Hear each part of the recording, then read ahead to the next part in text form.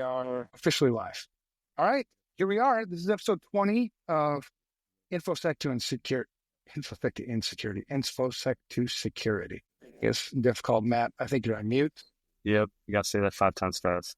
InfoSec to insanity.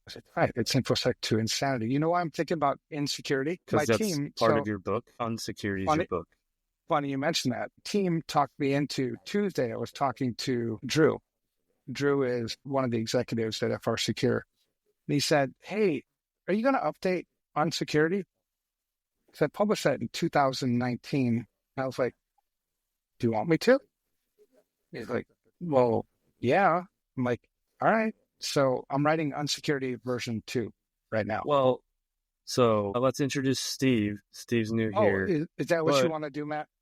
Well, I'm going to tell you, you probably don't need to update that book because nothing's really changed. So why would you update it? Oh, dude, no, I'm going to tell you the new version is going to be amazing. We'll get into it. All right. All right. So this is episode 2, just to be official. This is episode 20 of InfoSec to Insanity, as Matt reminds me. And we have a special guest tonight. We have a special guest. It's Steve Shelton. Steve is, I'll just tell you, I'm reading right off his LinkedIn profile right now. So Steve, lots of really cool stuff. He's the Chief Executive Officer of Green Shoe Consulting, which is really, really cool. Matt's been trying to put me in touch with Steve for a while, but I suck at messaging. I know a lot of things, actually, but whatever. But it's really cool because he's here to talk about mental health. The three of us are going to talk about mental health in the information security industry. We're going to get real. We're going to be honest. I struggle with mental health issues. I have therapists that I regularly talk to that I rely on heavily to get me through the day-to-day stresses of, 30 some odd years in this industry. It's, I've burned out multiple times. I can tell you what that's like, what that feels like. It's not the end of the world. You always come back from it, but not always. If you're persistent and you have the right support, you come back from that. So Steve, welcome. I'm super glad you're here. You want to say anything? Introduce yourself to anybody who's listening. Yeah. Thanks for having me on. I'm glad to finally meet you. Matt's been saying a lot of good things, and I ran into some of the FutureCon, some of the FR Secure folks at FutureCon in Chicago last week. Oh, really? Cool. Yeah. So we had some good talks with a couple of the folks there, and really it's, I've experienced my own stress and burnout to an extent, and that's part of what sent me on the path to make the change to leave corporate America and do my own thing. And we're just really focused on trying to help all the cybersecurity leaders, teams, and organizations change the industry and alleviate the suffering of chronic stress and burnout. It's a pain in the ass, man. Burnout it sneaks up on you. I wrote a blog post about it a while back. And I try to be, I've always been the guy that says the shit that I think everybody's thinking, but nobody wants to say. And that, when you do that, you stick your neck out. You take an ass whooping for it, but at the end of the day, do I really give a shit what people say? Sometimes I don't. It's also where you grow too. You grow because because you're sticking yourself out there. It's like an uncomfortable question, but you're helping yourself grow. Matt?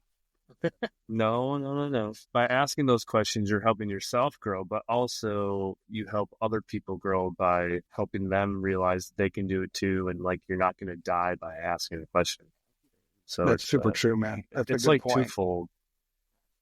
That's a really good point. And you can't do it without being honest and support. There are days, I don't know if you guys have felt this, but there have been days I can remember multiple times when I've just broke down crying. You're this big guy, big beard, biker, and people think, you're this tough ass, can handle anything. No, man, there are days when I want to give up. There are days I don't want to do this anymore. There are days when I say, fuck this industry, fuck people. I just want to, crawl in a corner somewhere. That's not the answer. It's part of the challenge in this industry, right? I come from a farming military family, so there's not a lot of men in my family that talk about feelings and emotions and showing that vulnerability. And so I'm the black sheep in the family, so to speak, because in 7th grade, I'd be at the library reading about Plato and Socrates and all this stuff that was blowing my mind.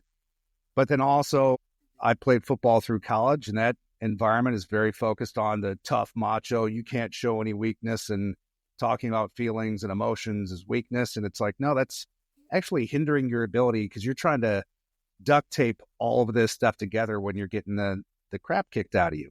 And there's a lot of that in the cybersecurity industry too, of like, you're conditioned, whether overtly or subtly, to not talk about any mental and emotional challenges because that's been seen as a stigma of negativity of, well, that's a weakness, therefore you can't perform, so get them out of the way and get somebody else in there. And that programming or conditioning needs to change because there's so many people, especially coming out of COVID, that it's just everywhere. So that's the bullshit. That's the bullshit. People need to get it through their heads that the stigma is absolutely bullshit. When you're real with yourself, when you're authentic with yourself, when you reach out for help, when you need help, that's a sign of strength. That makes you more of a man. That makes you real. That makes you the best person you can be.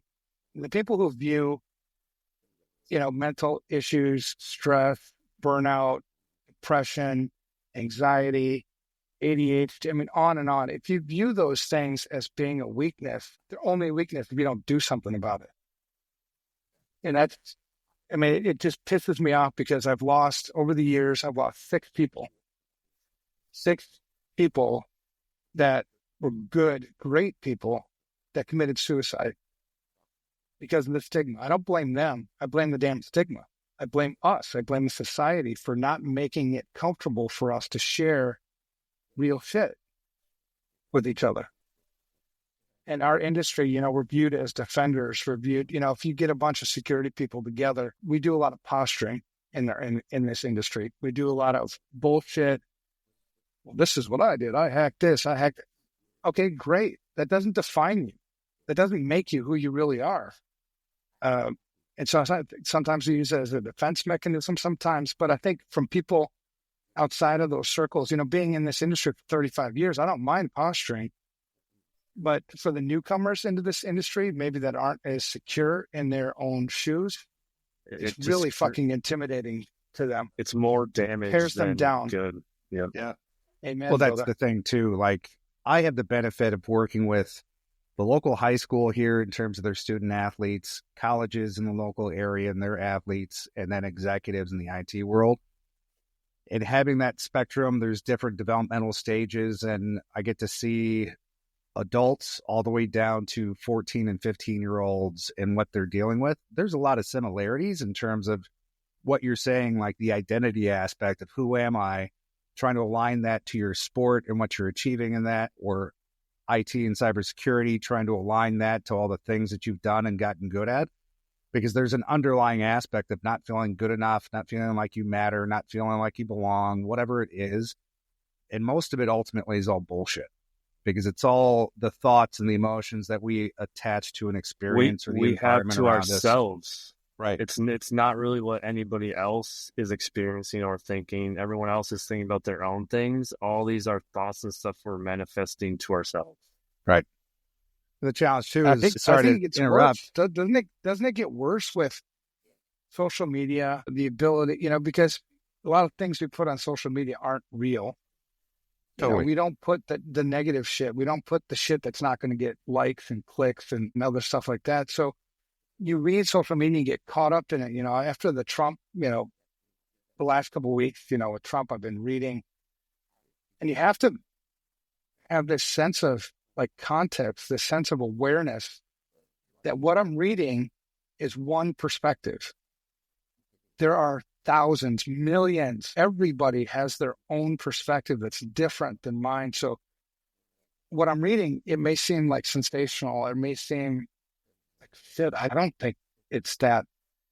I don't think the same way as this person. What's wrong with me? It's not. If you're going to go on social media, you have to be able to put that into its bucket and perspective because it'll tear you the fuck up. Along with all the other shit.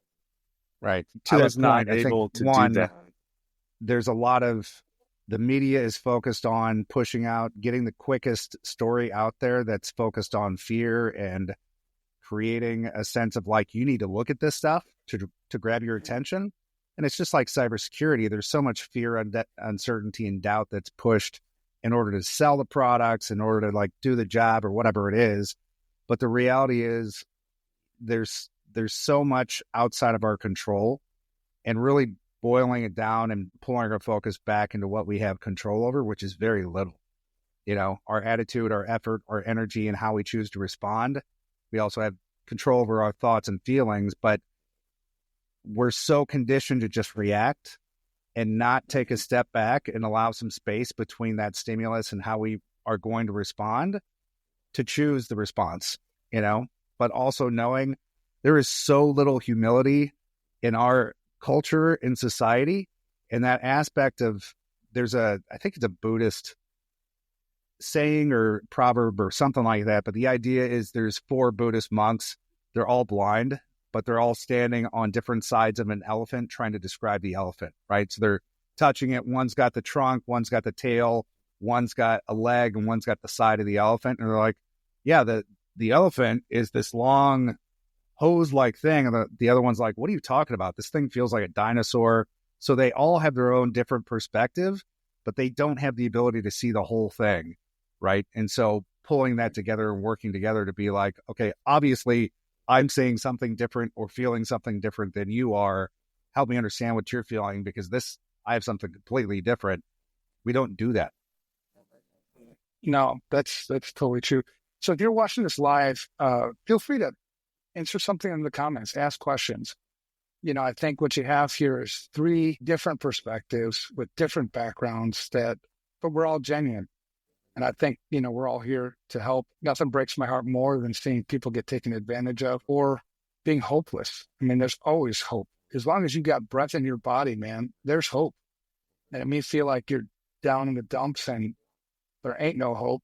Trust me, there's hope. We're going to talk about it in this episode, you know, some of the deep shit, you know, I think that we found ourselves in, you know, the times when I've been down in the dumps and I felt like I had no hope, and, you know, some tips and tricks, some resources maybe to help you get out of that. Now, I want to back up just a little bit too, because, you know, Steve is joining us. He's new to us. You know, me and Matt, Matt's my boy, and I love Matt.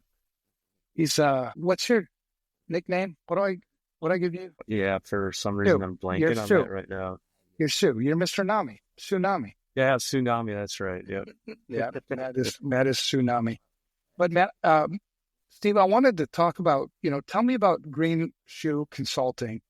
What do you guys do? And second to that, what inspired you to create this thing? So I'll answer the first one and then go to the second one. So Green Shoe Consulting is really similar to what your LinkedIn profile says, fixing a broken industry. There's so much stress and burnout in the industry. I sold cybersecurity software for 20 years and experienced it my own stress and burnout on the vendor sales side of the house, because there's a lot of upside down incentives and focus in terms of how they operate. So that's that thing. But then also witnessing and observing all the people that I worked with and sold to, the challenges from the security engineer analysts all the way up to the CISO. Nobody had done anything over the past several decades to provide any help in regards to alleviating the stress and the burnout. So I have a very interesting background. So I'll kind of try to weave this together to incorporate what led me into this. But the idea is we are researching and starting to launch the first peer-reviewed research on stress and burnout among CISOs right now. So we're pulling together that's interesting. 40 CISOs to dig into that. And the idea is that we want to be able to understand what's causing this and leading to the stress and the burnout, because cybersecurity has the worst retention rates of any U.S. industry. And so that leads to low engagement and the stress and the burnout, the health issues, physically, mentally, and all those things. And so the job that cybersecurity professionals do is mission critical. You're protecting people's lives and livelihoods and all these things that we really need. And if you're going to be able to do that and do it well, you need to be able to have the support and the ability to do that mentally, physically, and all that. And there's a lot just lacking in that area. So during COVID, during the lockdowns, I had just gotten certified to teach yoga. I'm a Tai Chi practitioner. I've got a background with social emotional work. What's that? Hi, what? Tai Chi. You don't know Tai Chi? Yeah. Oh, so Kung Fu. I'm guessing some of our listeners don't either. So this will be a good education. Yeah.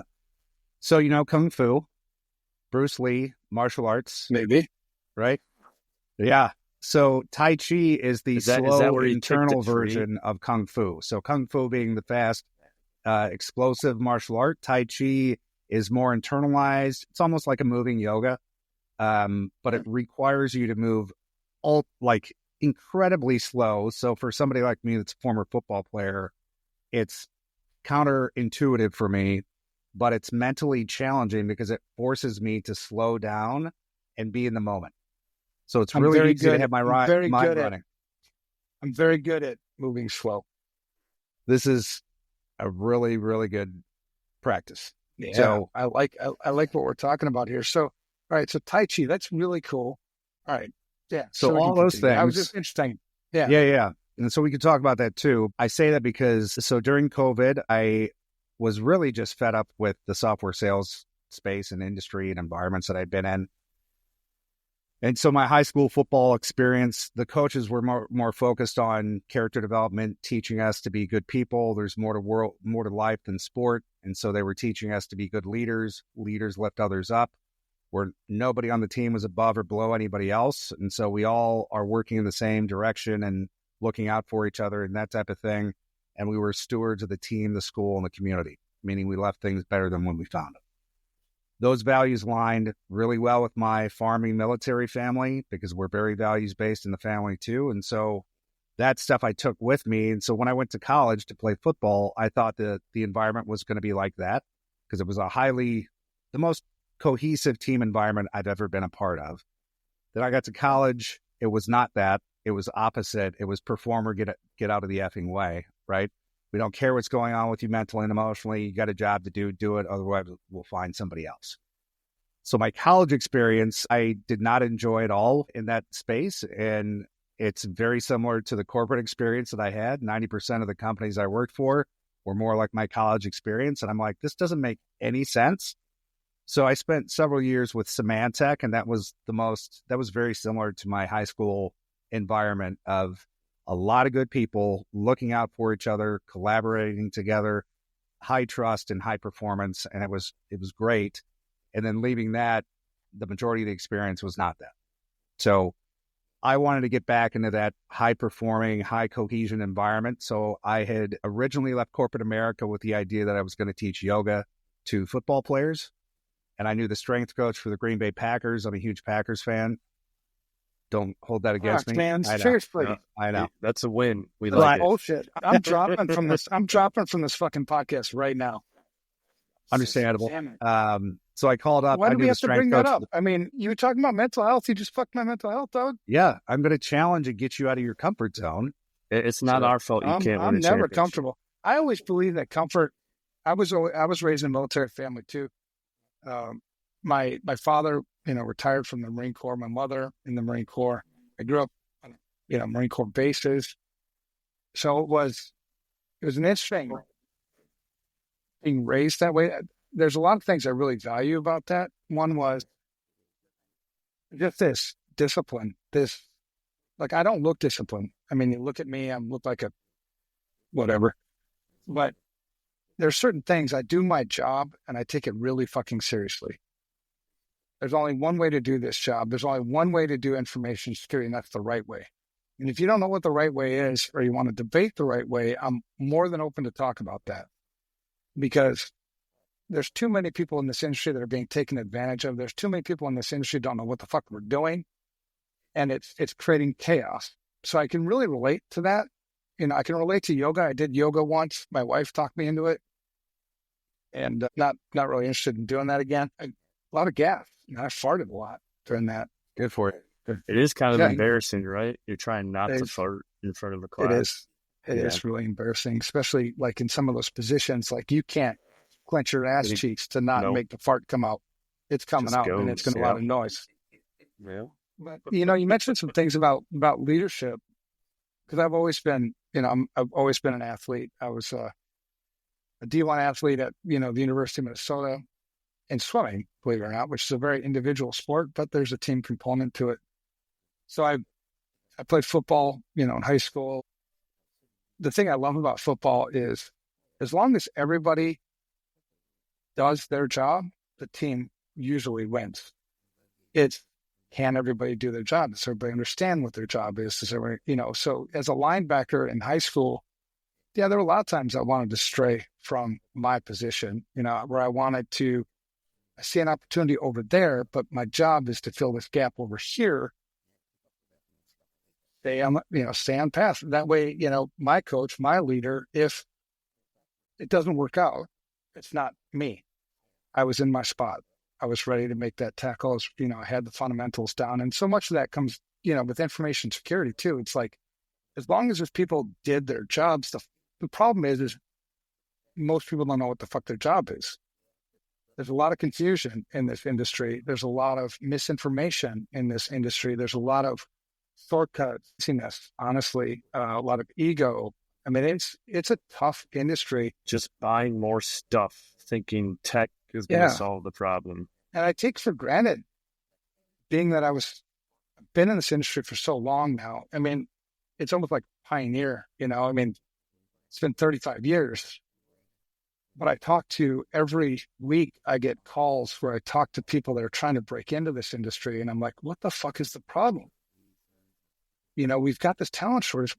I'm trying to put myself, and that's the thing we should talk about tonight too, is just this empathy thing. But on the leadership side of things, I'm guessing your college football team probably sucked because it was shitty leadership. Because the way good leaders, yes, we're very clear about what our roles and responsibilities are, but nothing matters more to me. It's about priorities.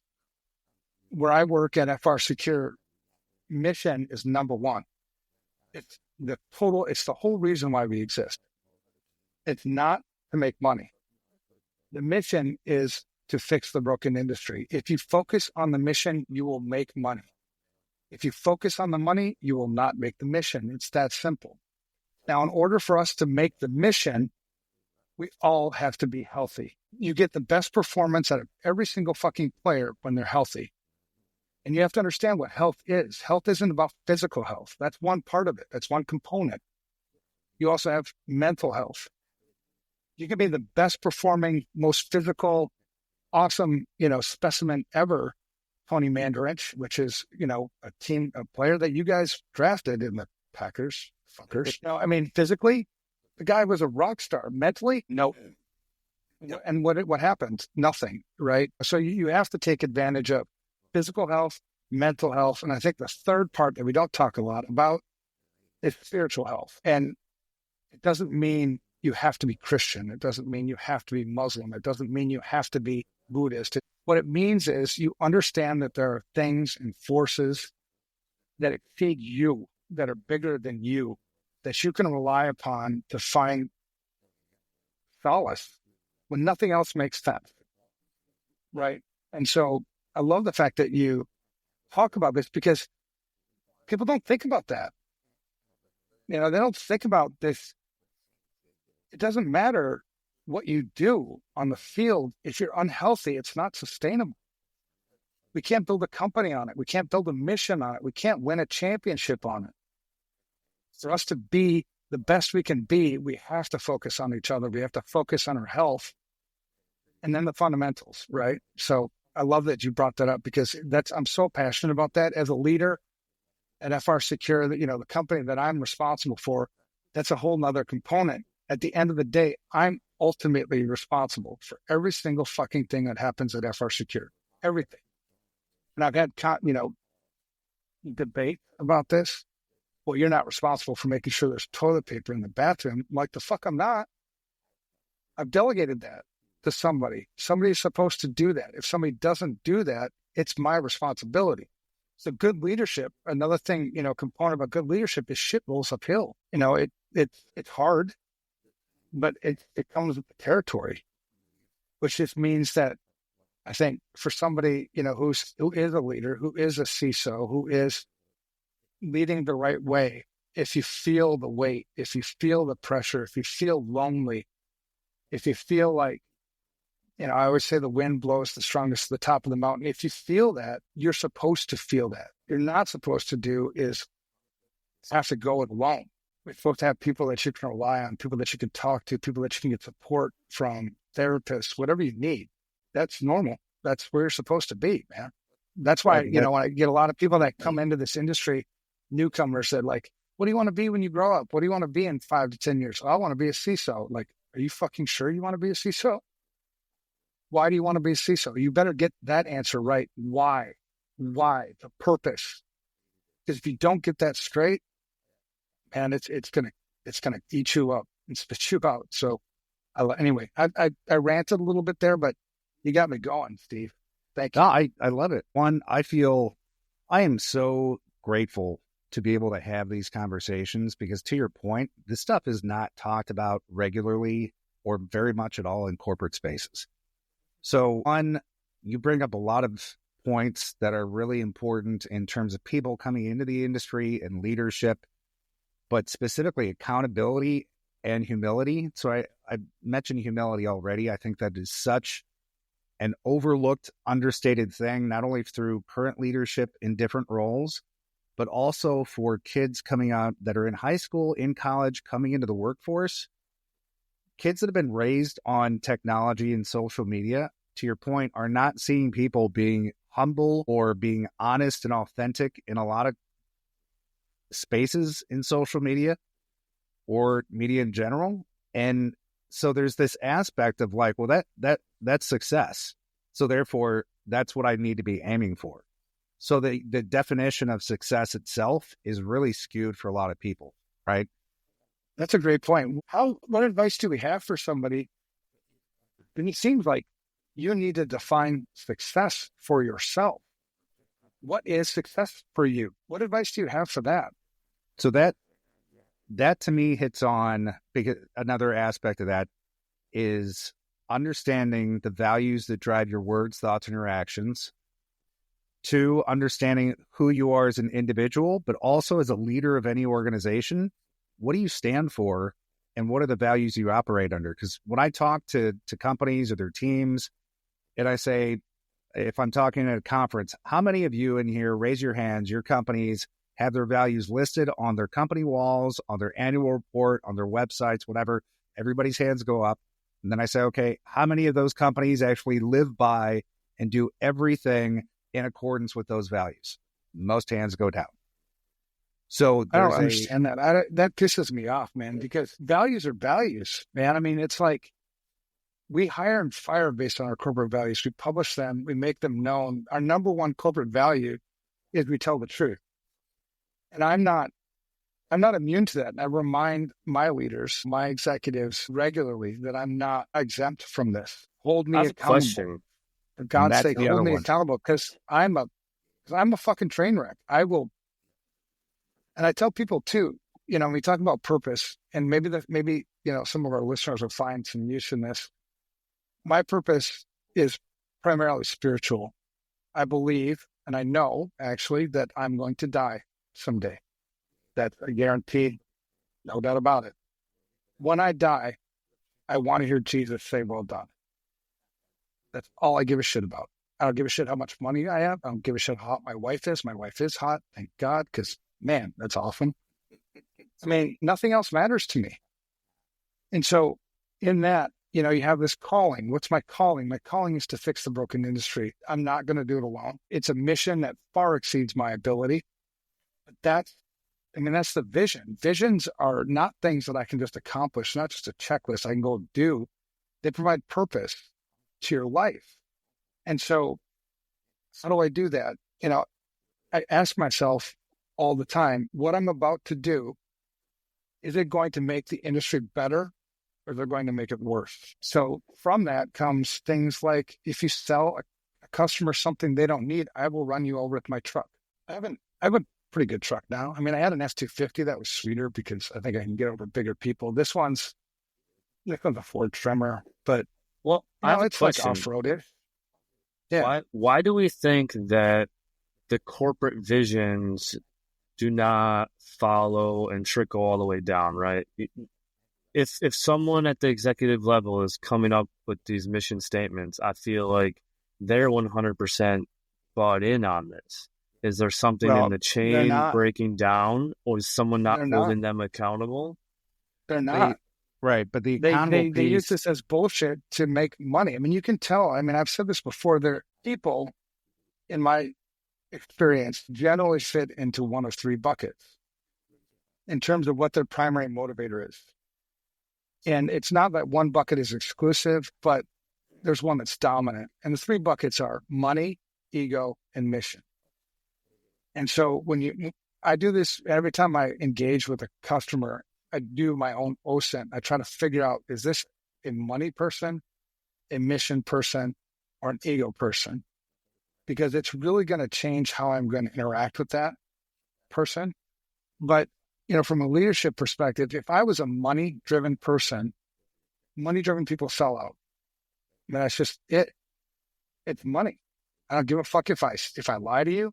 I don't give a fuck if I take advantage of you. So I'll create mission statements, vision statements, values. They sound good. They sell. I ain't going to live by them. And I think there's such a herd mentality. I think a lot of people don't actually pay attention and hold leaders accountable for it because you're supposed to. I mean, look at our own fucking government. I mean, hold that accountable. Look at the efficacy of phishing attacks. Like I worked for a lot of email security companies previously, and an easy one was to spoof the email domain of a CFO to impersonate the CFO and have a message go to the accounts payable person saying, hey, this customer's account number's changed, change it and wire them X amount of dollars. That's called a business email compromise. My favorite kind of attack. So the reason that works and has been so prevalent is because of the power structures within our society of the top typically manages by fear. And you better do what I say because I'm paying you money. And if you don't do what I say, you're going to be fired. Right. It goes back to asking more questions, which we talk about a lot. Like why? Never stop asking questions. Yeah. Never. Challenge that above you. Somebody feels empowered to do that. Exactly. And a good leader, I mean, if you want to measure a good leader wants to be challenged. I want to be challenged. I want you to ask me why. I want you to, I have this mission. Tell me why you don't think it's going to work. Tell me, because it makes me better. If I can defend my purpose with logic and reason, it just reinforces my resolve. I need to be reinforced because it encourages me. It's hard, right? You run into, especially when you're counterculture, it's hard because people think you're full of shit. Always. Take the CISSP mentor program, right? We just announced the registration for the 2025 season. We started that in 2010, 6 students. We've trained over 100,000 students now for free. And most people don't know that about me, which is cool. It ain't about me. I'll give two fucks if you know it was me or not. If you do know it was me, that means I got to go to more meetings. I don't want to go to more meetings. The point is the mission, right? So I think you try to be this example of, and seriously, man, I'm touting a lot of shit that I do, but I'm just as fucked up as everybody else. It's just, this is what purpose does to you. When you have a purpose, you live it out. And I've told people over and over again. Yeah, and I've told people over and over again that anything you see admirable in me, worthy of praise, from where I come from, that's Jesus. It's just Jesus working through me. If you see the hypocrite, if you see the alcoholic, if you see the broken, stupid guy, that's me. That's where I am.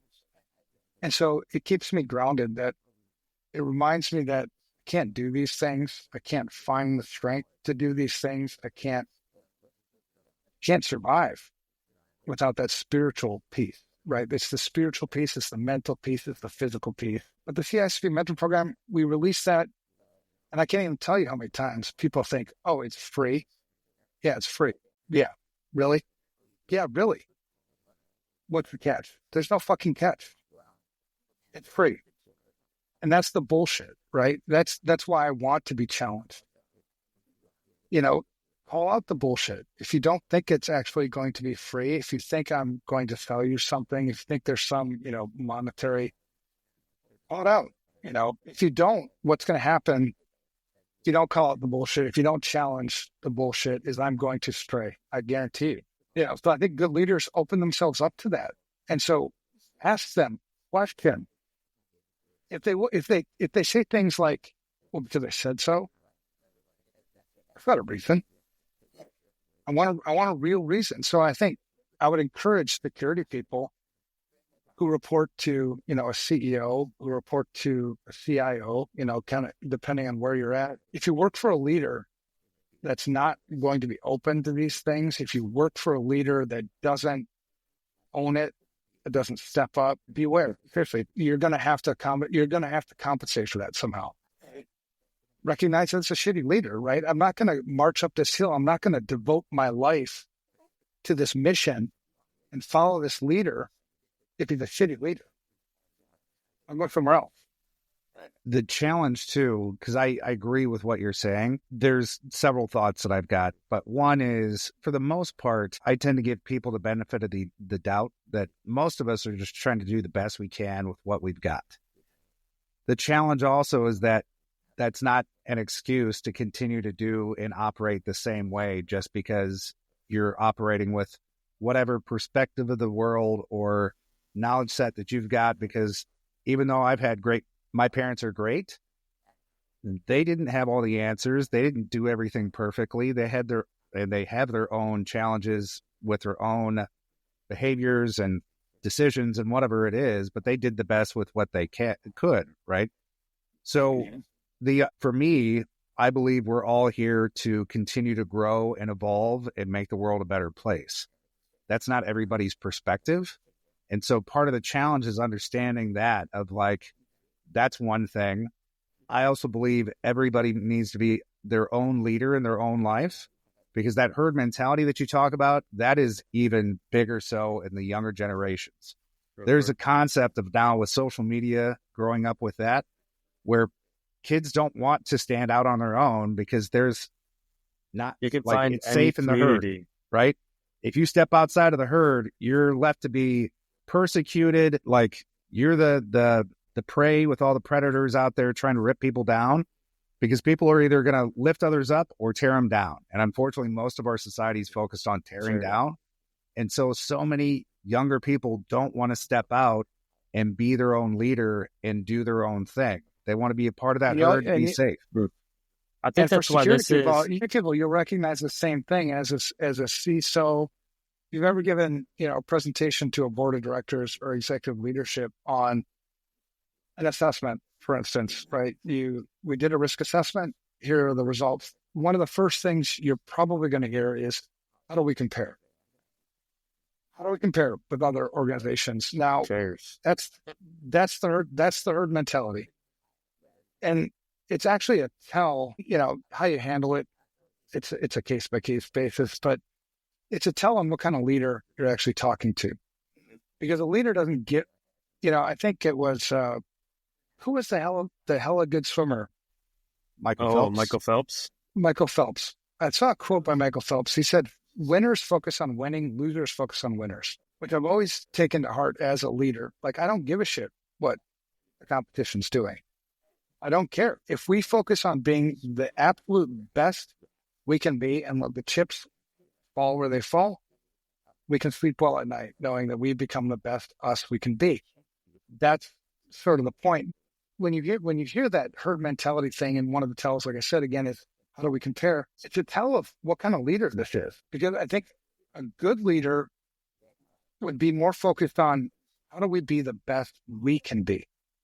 How do we leverage these things, information security investments, to our advantage to provide the most value to the organization?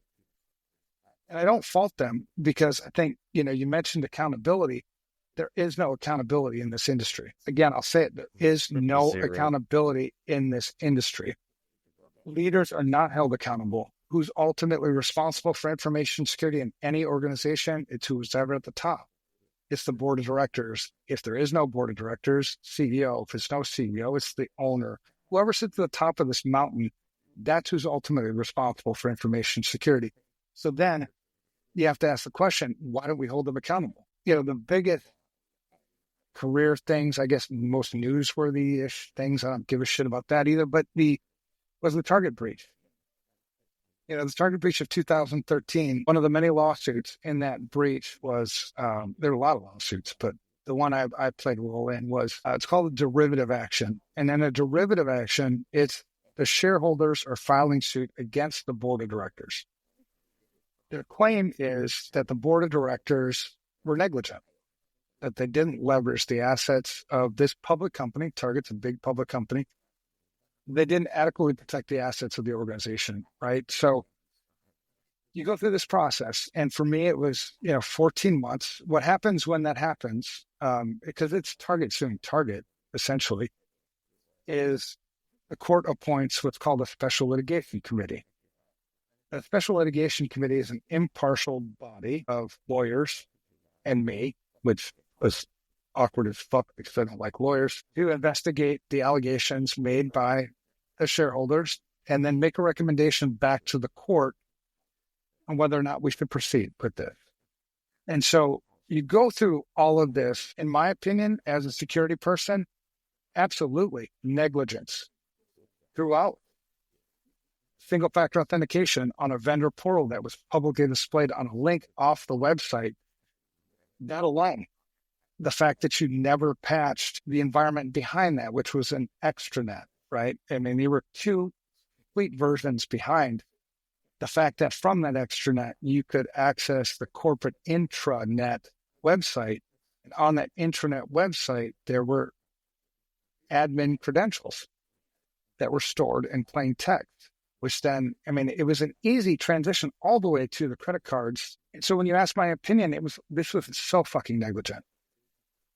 The reason why the recommendation, and I don't make the recommendation back to the court, it's the lawyers who do that. So all throughout, I kept saying, in my opinion, this is negligent. And throughout, the lawyers would always ask, in your experience working with other organizations, is this uncommon? Have you seen this before? And over and over again. Yeah, yes, it's a fucking problem everywhere. Well, that's what makes it not negligent. So the herd mentality propagates through this kind of lack of legal shit, right? The fact that you have this herd mentality from a leadership position is just reinforced by our inability to understand what security actually is and not defining what's negligent and what's not negligent. So anyway, another rant. Sorry, I'll talk too much. My bad. So let's get back on the mental health. Yeah, and I'm sorry to cut you off, Matt. Have you ever listened to any Simon Sinek talks on YouTube? Simon Sinek. Oh my God, one of my favorite people on the planet. So he talks about this concept of the infinite game versus the finite game, right? What game are you playing? And he gives the definition being the finite game is like basketball or football, right? You've got a defined amount of time that you're going to play the game. There's going to be a winner or loser for the most part, typically, unless you end up in a tie randomly. But the idea there's going to be a winner and a loser. It's a zero-sum game. An infinite game is a never-ending game. So there's different rules. There's not an end point, but it's ongoing. So you have to have different strategies for an infinite game than you would for a finite game. So he gives the example of Microsoft versus Apple. So he went to Microsoft to go talk to their executives. Their whole focus was, what's Apple doing? How do we beat Apple? Right? That was their whole focus. Then he goes to Apple. No talk about Microsoft whatsoever. Their focus was, how do we help teachers teach better and students learn better? That was their focus. So to your point, focusing in on what they had control over and trying to be the best that they could be to help serve their customers that they were serving, right? That also gets into this aspect of, I talk endlessly to the high school, college, and adult executives on comparison is the thief of joy, right? If you're comparing yourself to others, You're taking all control away from yourself and what you have the capability and capacity to do to improve yourself. And that alone is such a tremendous aspect of being able to grow and get better and be competent in skills that you have the ability to develop. Well, and I think that's why these conversations. Sorry, Matt, I keep walking over you. Go ahead, man. Sorry. I think that's why these conversations are so important, because we're normalizing the conversation and talking about comparing ourselves and stuff. And I went through, this transformational thing, whether that's, a business scam or not. You still learn some cool things in there. And one of the things, we talk about is some people are ready now, some people are ready tomorrow, some people are never ready. But I question whether people are never ready because they're not comfortable talking about the things they're feeling. And I think talking more about mental health, anxiety, all these things can help open up more space for them to become ready and start thinking and being more aware of those intrusive thoughts and comparison thoughts and being able to rationalize. Yeah. Dude, I love it. It's one of the things we hear often in our industry, and I've heard it since the beginning, is this thing called imposter syndrome. Now, I've never suffered from imposter syndrome, believe it or not.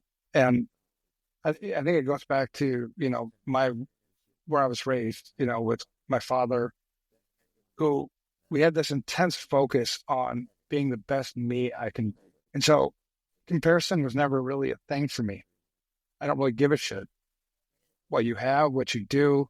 There are times when, there's a little bit of weakness there, or like you have this, envy, a little bit. There are times for sure, but you recognize it quickly. And the fact of the matter is, it doesn't matter how you compare. You're never going to be the best leader.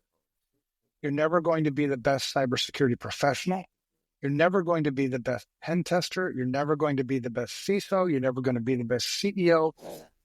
Because none of those things, for one, none of those things will ever be defined. Two, they're always subjective. The only thing you're ever going to be guaranteed to be the best at is the best you. That's it. There's never going to be a better you. There will never be a better me. So why would I waste my time trying to be the best dad that ever lived? Try to be the best CEO that ever lived? Because all those things lead to comparison. And all those things lead to imposter syndrome. All those things lead to inadequacy. All those things lead to me questioning myself. Am I good enough? Am I good enough? Fuck it. Be the best you. Wake up every morning. Question yourself. Be open to criticism. Be open to people challenging you. And just focus on being the best you. And that requires you to be honest. That requires you to be humble. It requires you to admit that you suck at shit. Shit. It requires you to seek help. If I'm going to be the best me I can be and I don't have the skills to get over this problem I'm currently facing, well, in order for me to be the best me I'm going to have to talk to my wife about it. I'm going to have to talk to Matt about it. Or I'm going to have to talk to a therapist about it. Whatever. Just focus on you. And the second thing about joy, my work wife, his name is Evan. It's a love-hate relationship. I love him some days. Some days I just want to stab him in the neck. But he's my best, I wouldn't be where I'm at without that guy. He's the opposite of me in a lot of ways. But anyway, one of the things that really bothered me as a friend, and this is, I think, another piece of advice I can give, is be the friend who tells people the truth. Don't be the friend that reinforces shitty attitudes because you're too fucking scared to say something. If you see a friend hurting themselves, destroying themselves, making unhealthy choices, bad choices, say something. For crying out fucking loud. I've seen so many times where people they think that love is just accepting whatever the fuck your friend is doing. That's not love. Love is wanting what's best for them. Understanding that shitty choices have consequences. I want you to make good choices. I want you to realize the benefits of these good choices. So anyway, Kevin He's one of those guys, I think they grew up, it was never enough. It was never enough, never enough, never enough. Well, he's a business partner of mine, and I'm 60%, he's 40%. That's how the ownership structure works. So I get to determine how much he makes every year. And every year I kept hearing, I want to make more, I want to make more. How much, Kevin? How much is enough? $1 million a year? Yeah. All right, what's it going to be next year? The year after, the year after. The problem is you miss the joy because the joy is in contentment. Finding what the situation you're currently in and all the blessings that it comes and being content. I learned this from where I live, man. The Mexican people, my maintenance guy, his name is Juan. I fucking love Juan. I told him one day, as I was watching him work on the pool and I was drinking my coffee, I'm like, Juan. And he's like, what? And he comes over. I'm like, I got to let you know, brother, you inspire me. He's like, what? Me? Yeah, you. He's like, how? Because you're fucking content, man. Every single day you come here and you're happy, you're motivated, you do this great job, and like you're just content, brother. And contentment doesn't come from how much you got. It doesn't come from status. It doesn't come from poise. It comes from like within, man. I mean, can you look around yourself and just be content with what you fucking got? And you have to learn that though. It is a learning thing, but that's the thing about wisdom, man. At my age, at 54 years old now, my job is to try to spew as much fucking wisdom as I can. Because you get wisdom through pain. I learned this from pain. I don't want people to go through pain. I want you to fucking listen to what I'm saying. Learn contentment. Look around yourself. Because the thing is that I've learned about my own contentment, because, Kevin's comeback was, well, it's easier for you to say. Like, what do you mean it's easier for me to say? Well, you live in this, multi-million-dollar house in Mexico, this beautiful view on the beach, blah, blah, blah. Well, Kevin, you've known me for 10 fucking years. I was content when I was losing my house at the beginning of FR Secure when we didn't have enough sales. I've always been content. And the thing about contentment, it's crazy. The more content you are, the more you seem to get. How the fuck did that work? So anyway, I'm preaching way too much. I'm going to let you guys fucking talk because I can just keep ranting. Because this stuff, there's so much wisdom that we can share. And that's what, it's important for us who are veterans of whatever discipline we're in and the age that we're at, that when you gain this wisdom, man, share it before you die. Because that's how you continue the ball rolling. If you're tired of seeing people repeat the same damn mistakes over and over again, maybe it's because we didn't share the wisdom. I think it's also important how you share the wisdom. So I have a 21-year-old daughter. I don't talk about this all that much, even though I have a feeling I need to be talking about it more. She's been diagnosed with borderline personality disorder. Her mother and I were never married, but we separated when my daughter was 1. And so I fought to be in my daughter's life her entire existence, right? And I had a very staunch opposition to being in my daughter's life. And so dealing with my daughter who has borderline personality disorder, I don't know if you know anything about it, but it's a very challenging mindset to deal with, because borderline personality disorder has a major fear of abandonment, a major lack of self, and just never feels loved. And so there's an aspect of always projecting and interpreting things as Matt, stop yawning. People not accepting them and I told you I'm always tired. Always sabotaging themselves. There's a lot of similarity to narcissism and bipolar disorder and that type of thing. And so it's very much you're either all in with them or you're all out, right? So that whole thing is a really challenging thing, but I say that for a couple of things. You mentioned the contentment. I would also say gratitude. So depending on how you want to define it or what word you want to use. Point. Yeah. In the gratitude thing, I'll get into in a second, but love also is something I'll go into after this. But the first thing I wanted to say from a borderline personality disorder standpoint, I'm a protector and I'm a fighter. So I'm very well aware when my survival instinct kicks in. I can feel my shoulders jack up like I'm ready to go to war and fight and throw down, right? Many, many times it does not serve me. And it's like, I'm totally fine. I don't need to go into warrior mode and throw down. So I need to learn how to manage that more effectively. I say that because I'm not perfect with this stuff either. It's a constant process and journey and evolution with all this. But secondly, I realized some years ago that I cannot change her or solve her issues or save her and make her see the way that I see things. And so she has a very low view of herself and is always seeking validation from others because she hasn't gotten it from probably the source that she really yearns to get it from, her mom, right? So all that being said, my job is, we just had a headbutting session the other night because she's living with us and she wanted to have a couple glasses of wine when she got home from work. No one else is drinking. I don't drink. I stopped drinking a few years ago. I don't have an issue with it. It doesn't serve me anymore. And I felt like I was getting to the point where I was serving it. I don't enjoy that because, to your point, my service is to God and to be able to share to others how to be the best that they can be, right?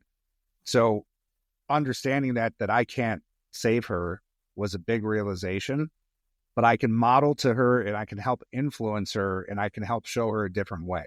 So we had a headbutting session over that wine drinking the other night.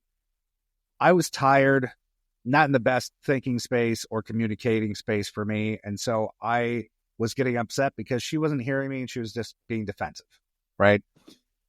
All I really wanted her to hear was that I love you and I care about you and I want you to make healthy decisions and I want you to see what I see. That's it. Had I left it at that, that would have been a good impact opposed to the back and forth headbutting session that we had, right? So timing and communication is extremely important. Love then is also not a feeling or like a movie romance comedy thing of I feel like I'm in love. This person loves me. Love is an action. Love is defined by how you act, how you treat yourself, how you treat others. It's not just a feeling. So that's a really important thing for people to understand. In that gratitude piece, gratitude kills fear, doubt, and anxiety. And so understanding how to connect into that is such a big thing. Steve, I love you, man. You're speaking, because that's another thing. I've been trying to tell you for a year that you would love him, but it takes you so long to get here, man. Matt, you're fucking on my vibe. You're fucking on my vibe right now, man. I'm slowing it down. No, I love you, brother. I love you too. But that's the thing, man. There's two things that I really want to emphasize that you pointed out there, because there's a lot of wisdom in that. The gratitude. The fact of the matter is, when we talk about humility and gratitude, nothing that I have did I deserve. And people think, because people say that shit all the time, you live in this beautiful house now and all these things, well, you deserve this. The minute I actually start to believe that I deserve this is the minute I become entitled, the minute I become an asshole. This is a gift. Everything I have is a gift. My friends are a gift. My wife is a gift. This house is a gift. Where I live is a gift. Business is a gift. Because when you realize that it's a gift, you don't take it for granted.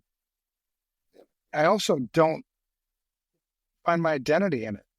Because I remember when my wife and I moved down here, in August of 2023 now. Well, maybe 2022. Fuck, I don't remember what year it is. Anyway, it was 22. Thank you, Matt.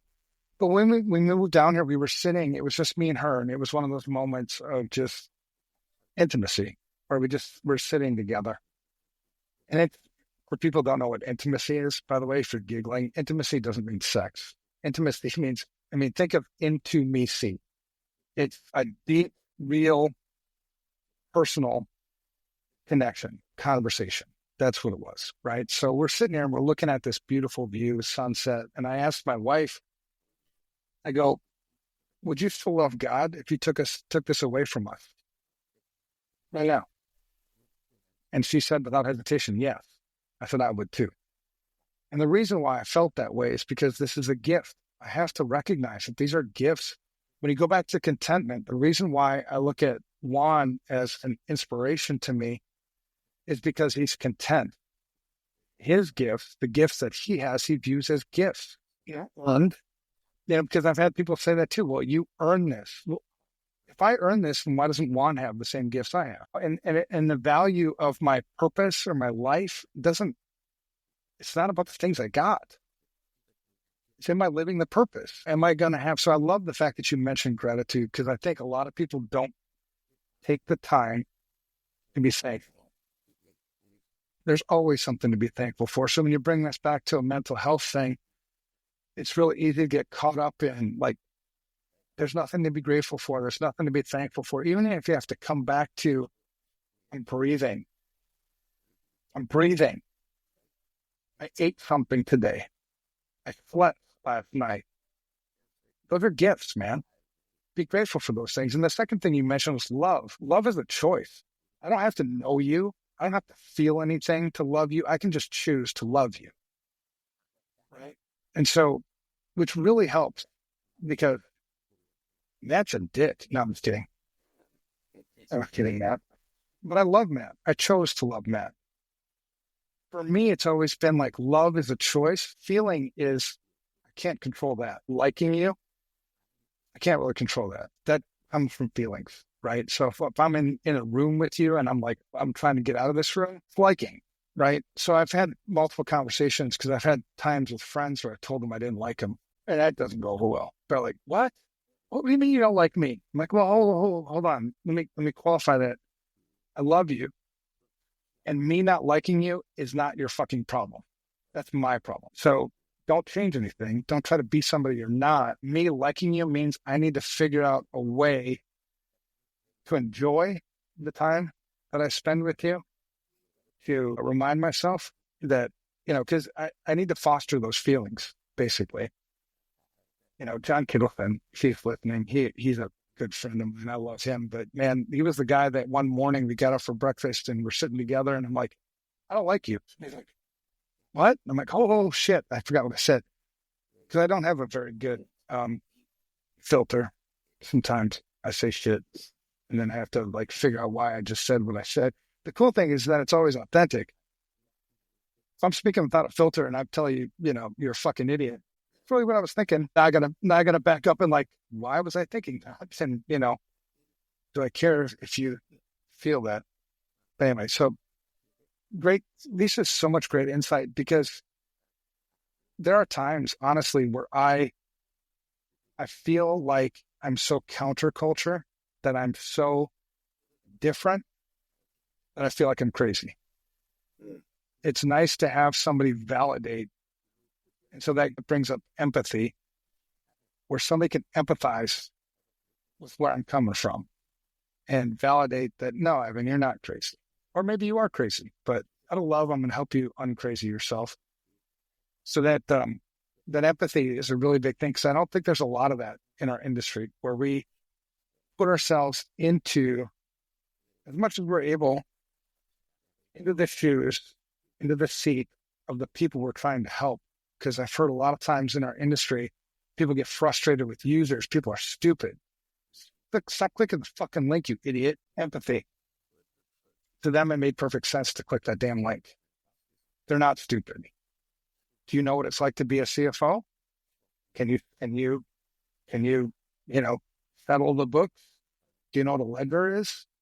Do you know what an asset is versus a liability? I mean, to them, if they were asking you to, reconcile the books, you'd look like a fucking idiot. So that empathy is a huge piece, especially us, I think, in our age group now.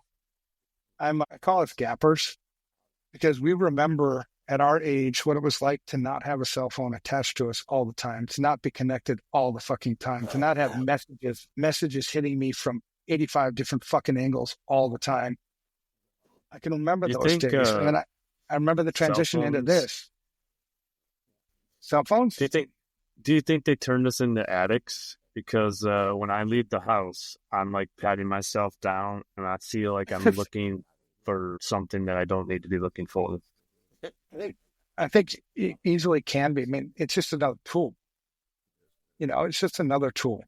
And so are you using the tool responsibly?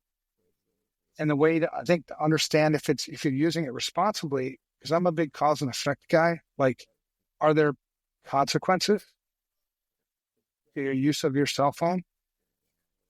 If there are, meaning your relationships are suffering, you're always on it, you're not paying attention to, person, whatever, pay attention, like that, back to that situational awareness.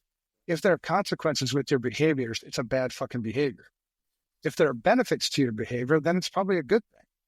But it's just another fucking tool, I think. It's how we're using it. Yeah, I also think I've got a hammer sitting next to me.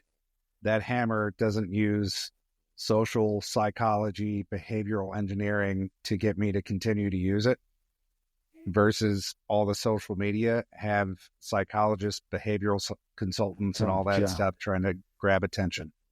And I think there's a lot of negative aspects to it. Was it Ryan Cloutier who had presented at Milwaukee ISSA? So Mr. Paint Chips had presented on AI and had gotten into discussing brainwave computer interface technology, talking about Neuralink, and then going into how Apple has AirPods that approved patent around brainwave technology with the AirPods, which scares the crap out of me, because most humans, especially in our society, don't know how to manage their mental and emotional states effectively.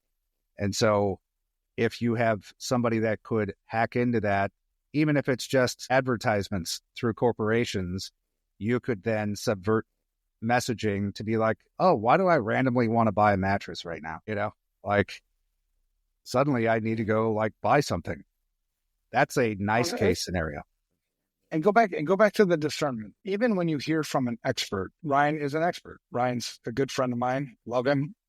Text him regularly. Just because he says that, is that true? I mean, I don't know. Whatever he said about, because that's the thing that we do a lot, I think. And if you want to fight a lot of the social media things and the mind control things, discernment is huge. Question everything. Go back to questioning everything. When I was a kid, growing up in a military household, my dad essentially beat into me. Stop asking why. We do this to a lot of our kids. Why, Dad? Why? Because I fucking said so. Yeah. And I get it. You get frustrated, and I'm tired of explaining myself to you all the time, and I want to assert my authority. But why? Always ask why. Man, you talk about Simon Sinek. My favorite book of all time, actually, is Start With Why. I love that book. Why? What's the purpose? I mean, always be looking for the why to even, especially in our industry, being that our industry is as fucked up as it is, because it is fucked up, by the way. I don't know if you knew that. It is. Look for Unsecurity version 2. It's coming out soon. Near you. Especially in our industry.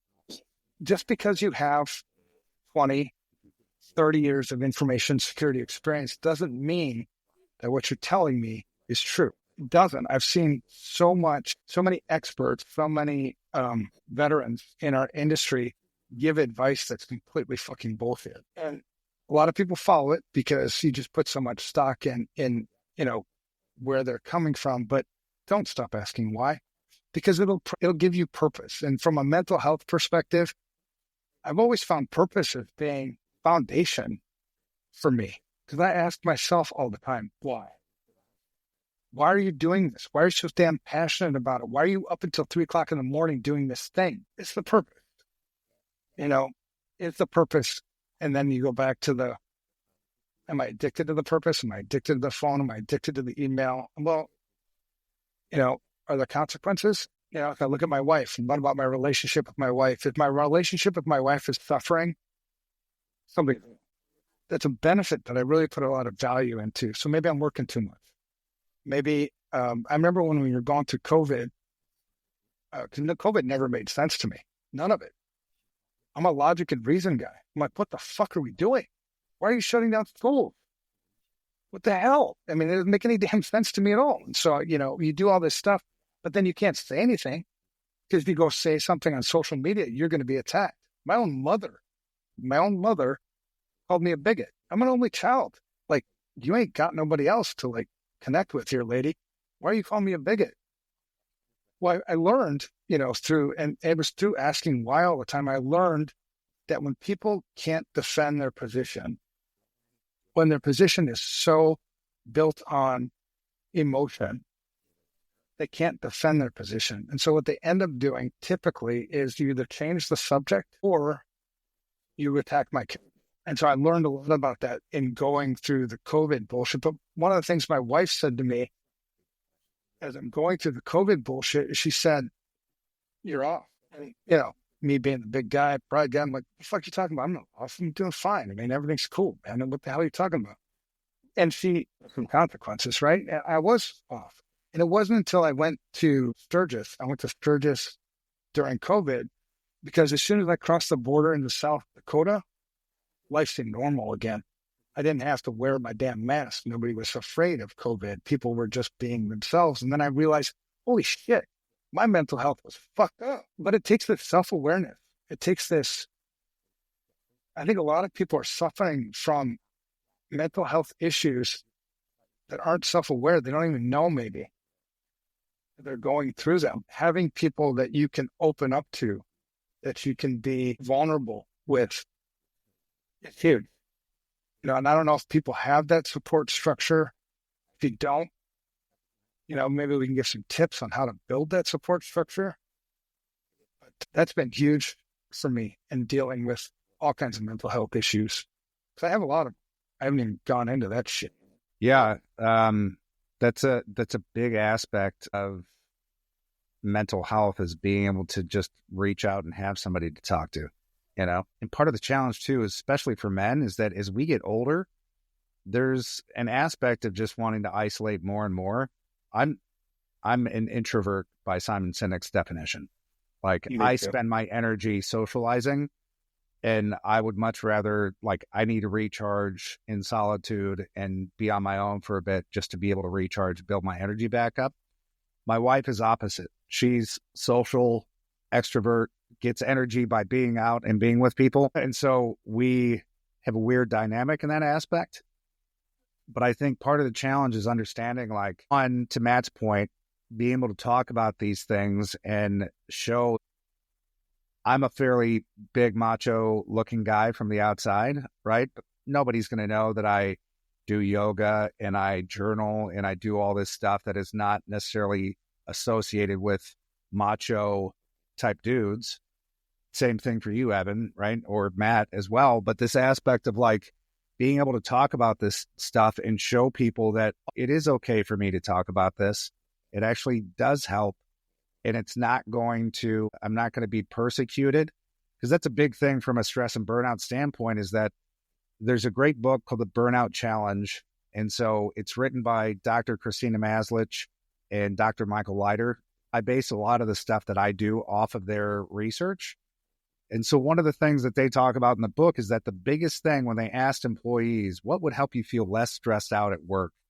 The biggest response was, if I had somebody I could talk to confidentially and privately, where I wouldn't have any negative consequences or repercussion just for talking my mind. That's one of the biggest things that we do, is just provide that space. It's the fucking stigma, man. The stigma kills people. It really does. And the way to overcome the stigma is talk. What we're doing right now, right? Having an episode dedicated to mental health is fighting the stigma. Talking about it regularly is fighting the stigma. Convince yourself that the stigma is bullshit, because 100% it is bullshit. That's what keeps people from, seeking, from being honest, from, admitting yeah, I'm fucked up. I need help. You may not even be fucked up, but I'm having trouble coping with this thing, with this event, with something I read on social media, with an argument I had with a friend or my wife. I mean, we all struggle. Life is a fucking bitch. It's hard. It's always going to be hard. You're not going to make it easy. There's no such thing as easy. In my opinion, it just continues to get fucking harder. Totally. The world it continues to make less and less sense. I almost wish we could go back to the farmer what do they call that? You know, the early days when you just had the, like native like camps and shit. Live Where off the the guys just land went out, type thing. yeah, where the guys just, you know, went out and hunted animals and brought them back and you cooked them up and, you know, because complexity is the worst enemy. Complexity is the worst enemy of security. Complexity is the worst enemy of my fucking sanity. The more shit you keep putting into this brain, the more shit that just gets you fucked up. You know, I mean, and you talk about the stigma. I talked to my son, you know, I mentioned this before in one of the previous episodes of the podcast. My son was a police officer in Lenexa, Kansas. And during the whole George Floyd, Black Lives Matter thing, and that, I mean, you can explore the mental things behind that too, because that's fascinating, by the way. But anyway, I went down to see him because I was concerned, like, how are you doing, man? How are you coping with this? It's got to be hard. Yeah, being a police officer in today's environment, you know, and so I went down and talked to him and he's like, yeah, it's hard. It's a real struggle. I'm like, so what are you doing to get help? Do they have resources in the police department for you to get help? And he's like, yeah, they do, but nobody uses them. Like, why doesn't anybody use them? Well, because it goes on your record, because of the fucking stigma. Instead of analyzing people for being honest, being transparent, and seeking the help they need, we should be rewarding people. We should be giving them benefits, giving them awards for being honest and going out and getting the help that they need. Because the fact of the matter is, everybody fucking needs it. Nobody's immune to this. Doesn't matter how big and tough you are, what kind of persona you put out there, whatever, Elon Musk, Trump, Biden, they all need it. We all need it. It's not, I don't know, crazy, man. It pisses me off because I think so many people live with the stigma and they think, well, if I say anything, people are going to judge me. People are going to think that there's something wrong with you. Well, there is something fucking wrong with you. That's okay. You know what I mean? There's something wrong with me. Who lives a perfect life? Oh, man, it drives me fucking batshit crazy. So in our industry, I pulled up some data. So the prevalence of mental health issues in our industry, there was a survey done by Times. It revealed that 27% of cybersecurity professionals reported a decline in their mental health over the past year. So we don't know the baseline. We don't know where they were at. But 27%, over a quarter. That's one also in four. self-reported. So how many people are actually going to be honest in that report? I would think that's pretty Most low. people based aren't on the amount of talking people about that I it. talk to. Yeah. Exactly. So and I love the fact you brought that up because that's what you just did right there was discernment. Discernment. Question the data. Right? Well, it's also because I'm in it. So I have an understanding of what valid data and accurate data is to an extent, maybe more so than the general public do in regards to this area, right? I'm not an expert by any means. I just have a little bit more knowledge. So I love it. That's the thing. And the reason why you have more knowledge is because it's part of your mission. This is I'm why in it, and I'm reading research on a regular basis. This one. So with the work that we do, so I want to make this point too, is that I am not a licensed therapist. I don't do therapy, even though I am very good as a therapist. I didn't get the licensure because I didn't want the liability and the paperwork and on all that stuff. My focus is what's getting in the way of you performing at whatever role that you're performing in right now and going forward, right? Whereas a therapist would go back in your history and try to understand your trauma and all that stuff. We talk about that, but we're not really getting into it because that's something that we want a licensed professional to deal with. And we also do contract with people that are licensed therapists to do that work. But we're not focused on that work. We're focused on what's getting in the way you performing right here now, right? But so going back to what Green Shoe Consulting does. That's what you do, right? So we bring in performance psychology professionals like myself that understand and work with evidence-based psychology, applied psychology frameworks to help you understand what is it that you're trying to perform and do, what's getting in the way of your performance, and how can we help train the mental skills so that way you can do your job. So if it's You have anxiety, the imposter syndrome that you brought up.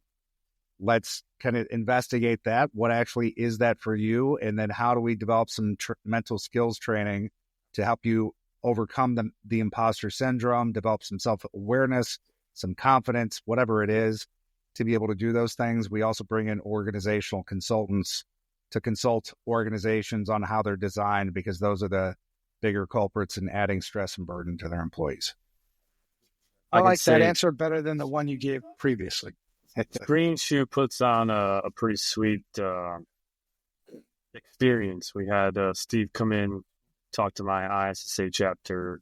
We had a little intimate gathering. It was probably one of our better showings, and we had great feedback, all sorts of great skills. Definitely, living your vision and trying to help people, or you are helping people. Love it. On that same study by Times, by the way, additionally, 51% of these cybersecurity professionals have been prescribed medication for mental health concerns, with 49% currently seeing a therapist. I thought that was interesting data. Question the data for sure. Absolutely. I see a therapist. The president of FR Secure, one of my, that's another thing that good leaders do, by the way, is you're always looking for your replacement. The point is not me. The point is the mission. So you're looking for this replacement, and, Oscar Minks is my replacement. And so you empower them, get the fuck out of the way. But, him and I talk about this. What I don't want on my team ever is for the stigma to live. We can talk openly about it. You know what I mean? And create this environment. If you're a leader, assuming you're getting the help you need, create an environment where the people that you're leading can also do the same thing. It'll pay so many dividends, and it's sustainable, right? I mean, if we're just focusing on, return and profit and whatever, and not giving a shit about people's health, that's not sustainable. It'll fail. Yeah. So that's huge. What do you think? I want to ask you a question, Evan. Yeah. You're a business owner. I'm wondering what your thoughts are. I know Steve runs into this, trying to come in and help teams. It seems like sometimes some of the leaders will say, oh, that's an HR problem. We're not supposed to, jump into that or help that. Or we need, are they certified? How are they certified? From like a business leader perspective, do you think it's better to approach the executive leaders or try to do it from the bottom and go up? Because I feel like that's something we could hear. Leaders, man.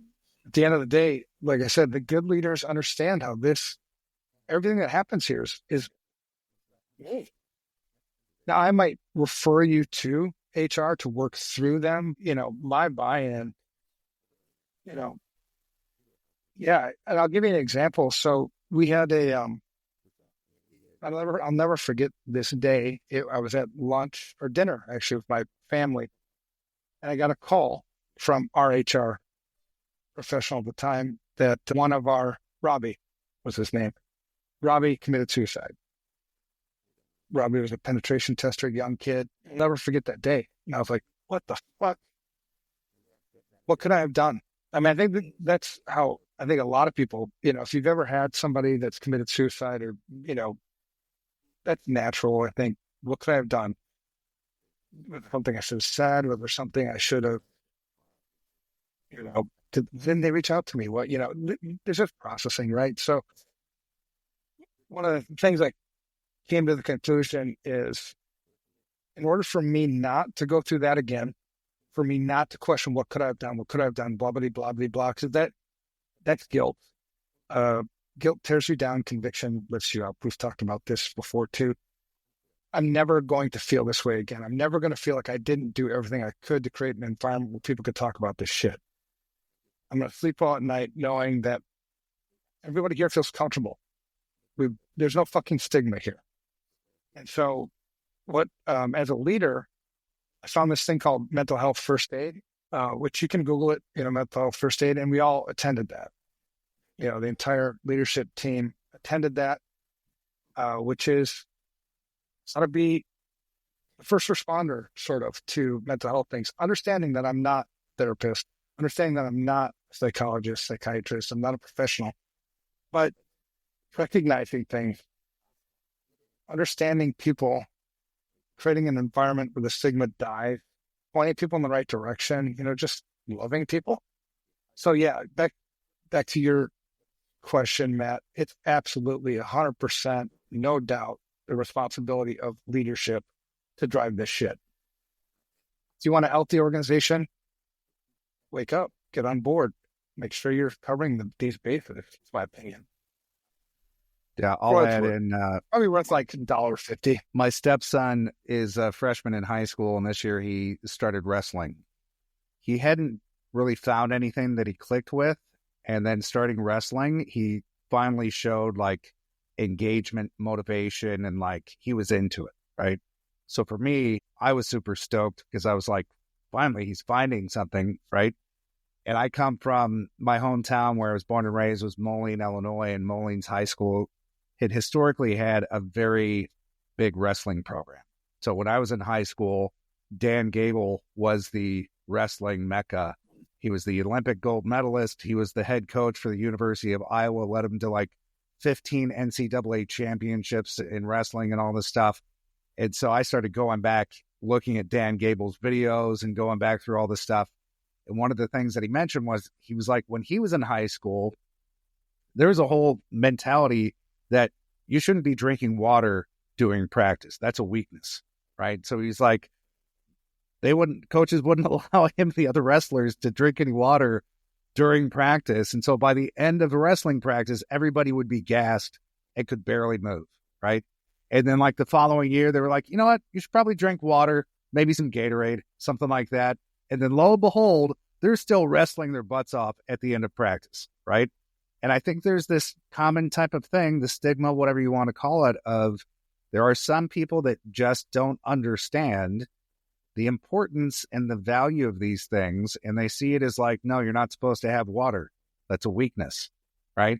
Not understanding that denying that component is actually preventing you from performing and working towards your talent or realizing your talent.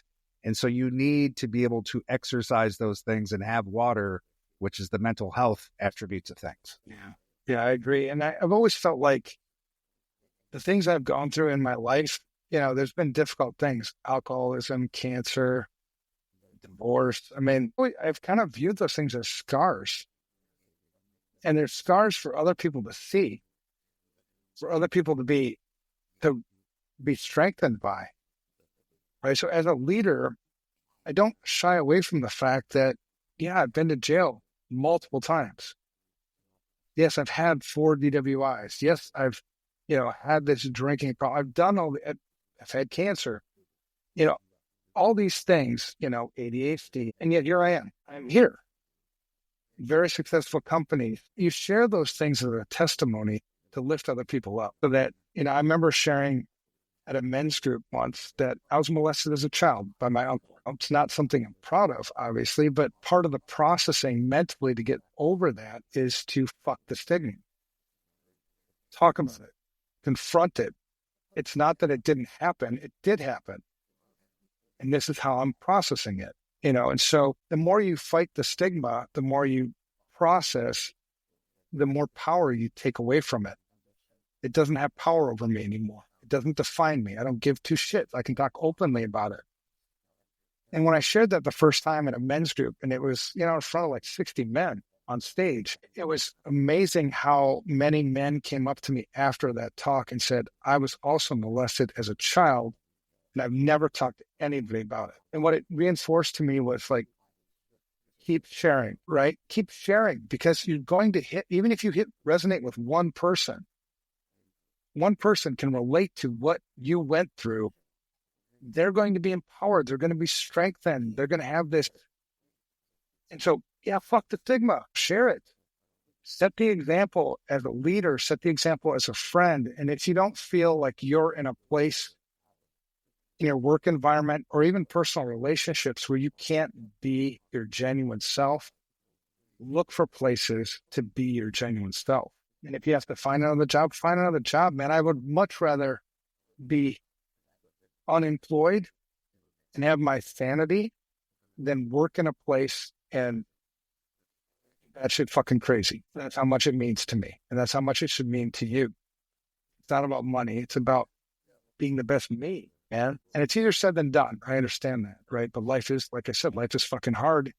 And in order for you to do these things, in order for you to be the best you can be, in order for you to overcome, you need people that you can rely on, people that will love you, regardless of how fucked up you are.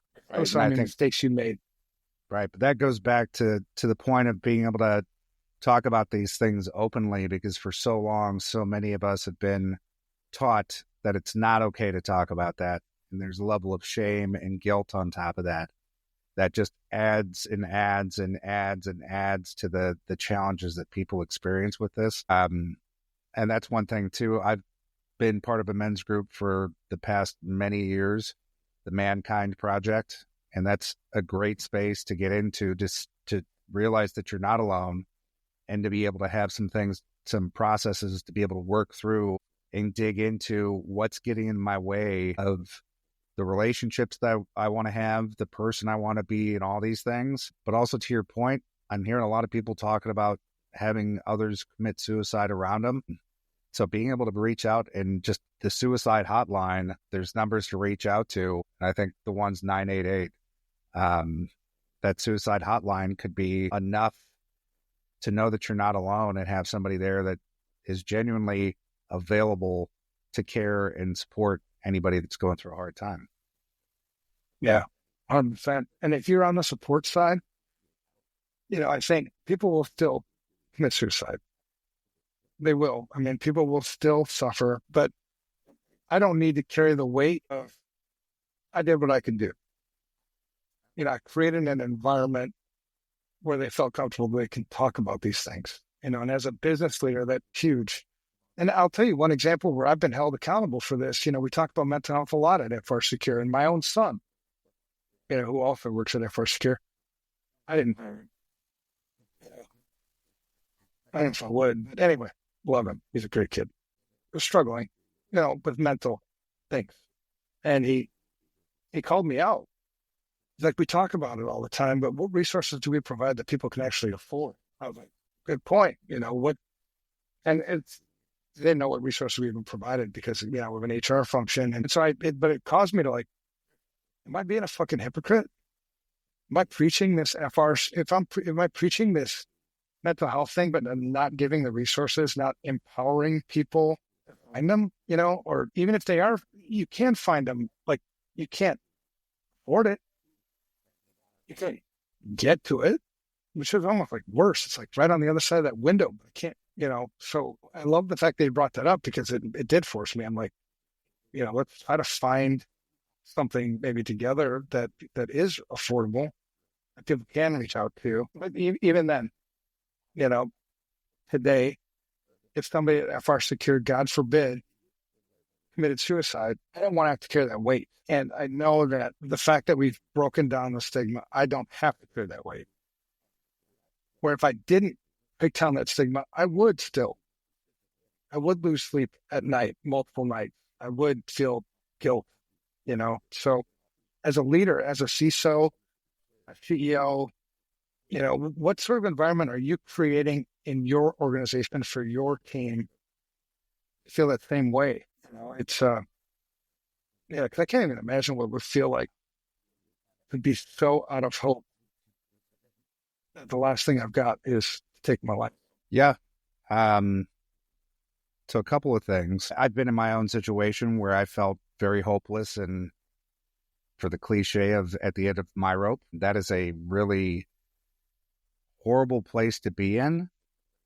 But it also, to me, there was a lot of focus for me at the time on things that were outside of my control, right? And so our brains are already set up to look for negative to any threats to our safety and well-being and the environments that we're in.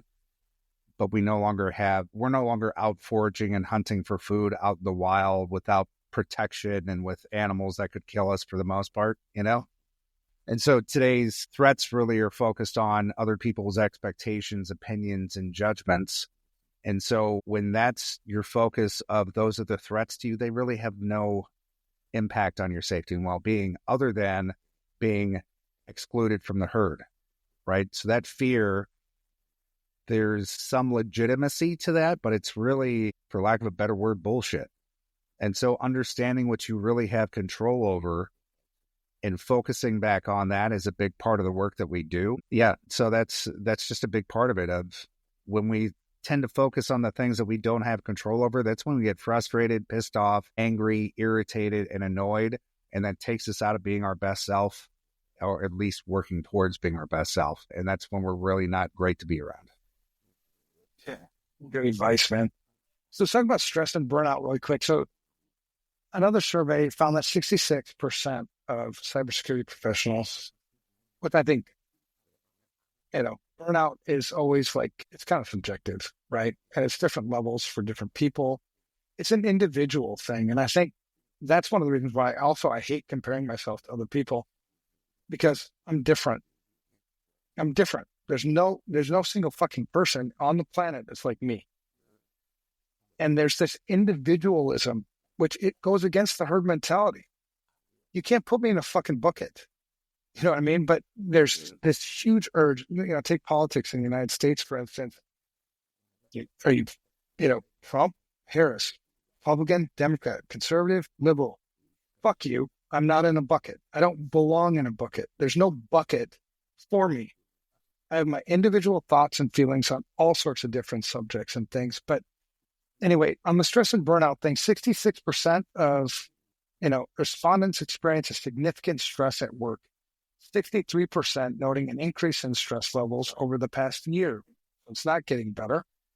64% stating that the mental health impacts their productivity. Going back to our point, if you want the best employees you can have doing the best work they can be, take care of their fucking mental health.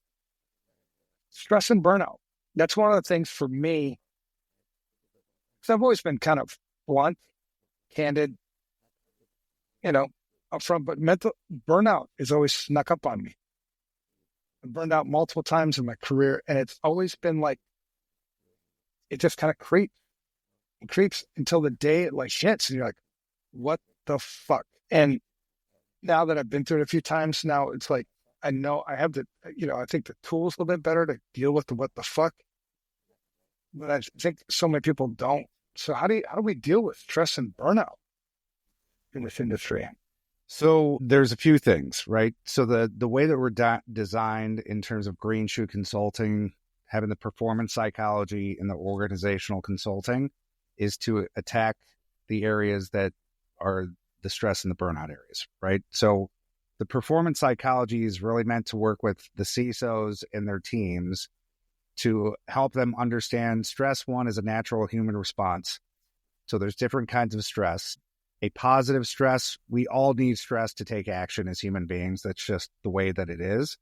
But there's positive forms of stress of like getting married, starting a new job, things where the positives outweigh the negatives. So it could be challenging, but still the outcome is going to be positive, right? So working hard towards something, whatever it is, could be a stress component, but it's typically positive in that aspect. When it gets negative, we call that distress. So there's two kinds. There's acute and chronic. Acute is short term.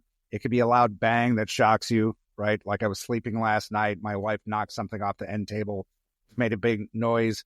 I jumped, almost gave myself a heart attack because I thought there was somebody intruding the house or whatever. So that big boom, it could be a traffic jam, a deadline that you're working towards. It's short term. It's acute, right? So it could be momentary. It could be a few hours, few days. The issue, though, is that even if it's acute, you're still kicking off your survival instinct mode, right? Survival instinct is meant to be short-term and just get you to notice a threat in your environment so you can either fight it, run away from it, hide from it, but get safe at some point, right? When the survival instinct kicks off, there's a bunch of adrenaline and cortisol kicked into your body, which is meant to get your body into the survival instinct mode to get to safety. The issue is when your chronic distress is typically on average more than 19 days. So your survival instinct is operating for way too long. Chronic distress, we get into some areas of job fit. The Burnout Challenge book that I talked about earlier talks about 6 areas of job fit. Your workload, do you have too little? You're bored. That'll lead to burnout, even if you're bored and not being worked enough. If you're overworked and you don't have the resources to manage your workload, which is pretty prevalent in cybersecurity, you're going to be tipping into like you're basically pumping the pedal or pressing the pedal to the floorboard too long. So not knowing that you need to back off and relax, right? There's your community. Do you feel like the people that you work with, there's a level of respect and trust and that you feel like others around you have your back? Or do you feel like there's a political environment, the knives are out, you can't trust the people you work with? Fairness, do you feel like the rules, policies, and procedures are administered fairly and equally to everybody? Or do certain people get exemptions and don't have to follow those rules? Like I got a CISO buddy where the CEO of his company won't follow the password policies because he wants his kids to be able to play games on his mobile devices. Like Fortune 500 company, right? So drives him crazy. Then reward, which is a very simple yet overlooked aspect of like, it's not financial per se. It's more, do you feel like you're getting recognized for the value that you contribute to the organization? Right? Do you get a thank you for saving our ass with what you do, which is not very often in cybersecurity? The autonomy. So this gets into motivation too, which is a whole other thing. But autonomy, do you have the ability to decide how you do your job, when you do it, or do you get micromanaged and that type of thing? And then the last one is values. So the values of the organization, your department, are they in alignment with who you are and what you stand for? Are their values out of whack, right? Like honesty. If somebody's not being honest and they do something to break that value for you, that's going to create issues on your relationship with them, right? So those areas are kind of what we measure for the burnout area. And then the burnout symptoms themselves are physical and emotional exhaustion. So just because you're tired and you don't want to get up in the morning doesn't mean you're burnt out, but that's a symptom, right? If you have a hard time, because the other aspect is when you are operating and doing your job for a long period of time, you start to get diminishing returns on your decision-making capabilities. So your incident response teams, your SOC folks, if they've been working too long and they are not taking a break and resting and recovering, they're going to start making mistakes mentally with their decision-making. Right. So that being the first one. The second one is cynicism. So a negative response to the job. You hate your job. You hate your boss. That's a big, big red flag. And then the third one being professional inefficacy. So feeling like it doesn't matter what you've done previously, what you've achieved in your job. You feel like nothing you do really achieves anything or has any meaning. Those three things together lead, because I'm a former musician, to the Johnny Paycheck, take this job and shove it type of mentality. Mm-hmm. So it's understanding the symptoms and being on the lookout for those. What instrument do you play? Guitar. So if you've heard Chris Stapleton, he stole my voice. All right. Yeah, you can quote me on that. This is being recorded, so Chris Stapleton, you're a big. Yeah. No, that's good stuff. So, on the mental health side, so burnout, obviously, I think, because that's the thing, like, it doesn't matter. Like, it's not always like there's something off about you, like I have ADHD, right? That's just a thing, right? And so you're kind of forced to either understand it, embrace it, and use it to your advantage, or I guess you could just ignore it. One of the things that I learned was, I think it was from Strengths Finders, was maximize your strengths and minimize your weaknesses, right? So what are my strengths? Well, the fact of the matter is ADHD, if you understand it well, and it's a superpower. I can do shit that other people can't do. It's also a curse. If it's not managed properly, if I don't have the proper support structures, sometimes the proper medication, I can destroy just about anything, and not even realize I did it. And so the same thing is like autism. I mean, I've met plenty of autistic people. They can do some fucking shit that I couldn't even imagine doing. So I think when you look at mental health things, the sad thing is the stigma is like there's something wrong with you. Like but what about embracing it like it's a gift? There are things that you can do that nobody else can do. What's really important is for you to approach it with an open mind, understand it, maximize those strengths, minimize those weaknesses. I suck with, like, as an ADHD guy, I suck with scheduling. I suck with responding to messages, Steve. That's why I never responded to you. I suck at managing things. I'm good at vision things, which then you go out and seek the things that are going to minimize those weaknesses. So my management team, they're not like me. They're better at the things that I suck at. So I think a lot of leaders feel uncomfortable with that. Like, I'm good at everything. I'll just maximize, I'll work on my weaknesses. Fuck your weaknesses. Don't work on your weaknesses. It's a waste of time. Minimize those weaknesses. Put people in place. Like, I suck with money. Give me money, I'm going to spend it on frivolous bullshit. That's what a lot of ADHD people do. That's what I do. So I have Kevin. Kevin never tells me how much money I have. I'll never know how much money I have. It's good, because if you told me how much money I'd have, I'd waste it. So I think so much of it is like just the self-awareness, like understanding who you are, being honest, being truthful. And then when you can open up, for me personally, when I can open up and share with somebody else who I really am, it's like freedom. It's a freedom I can't find at any other place. Yeah. Because I'm also an introvert. I don't like people. I really don't. I just don't like people. I'd love to lie to you and tell you I do, but I don't. They're being alone. I was raised an only child. I'm most comfortable being alone, but I know it's really unhealthy for me to be alone all the time. If there's three things that are going to lead to my relapse, by the way, it's being alone, being bored, and having time on my hands. Those three things, it's going to shit.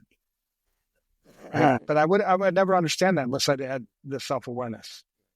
So, advice for people that are struggling with these things, about burnout, about maybe you're depressed, maybe you have suicidal thoughts, maybe you have ADHD, maybe you have ADD, maybe you have autism.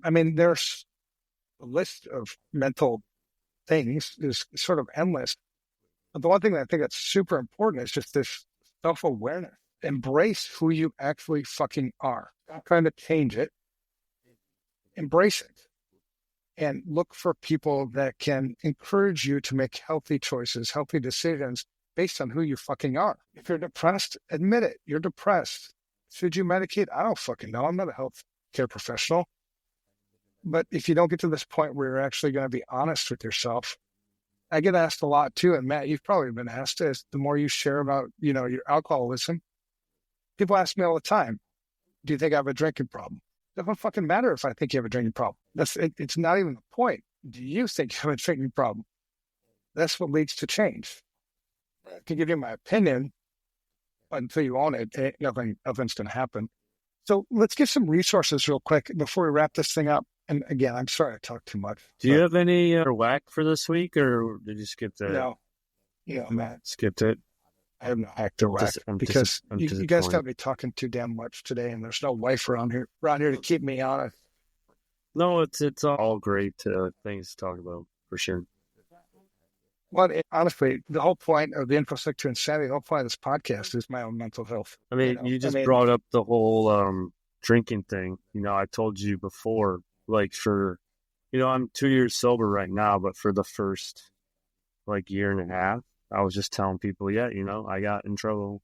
Yep, that's why I'm not drinking. Wasn't really publicly talking about why I got in trouble, right? Drinking and driving, not making smart decisions.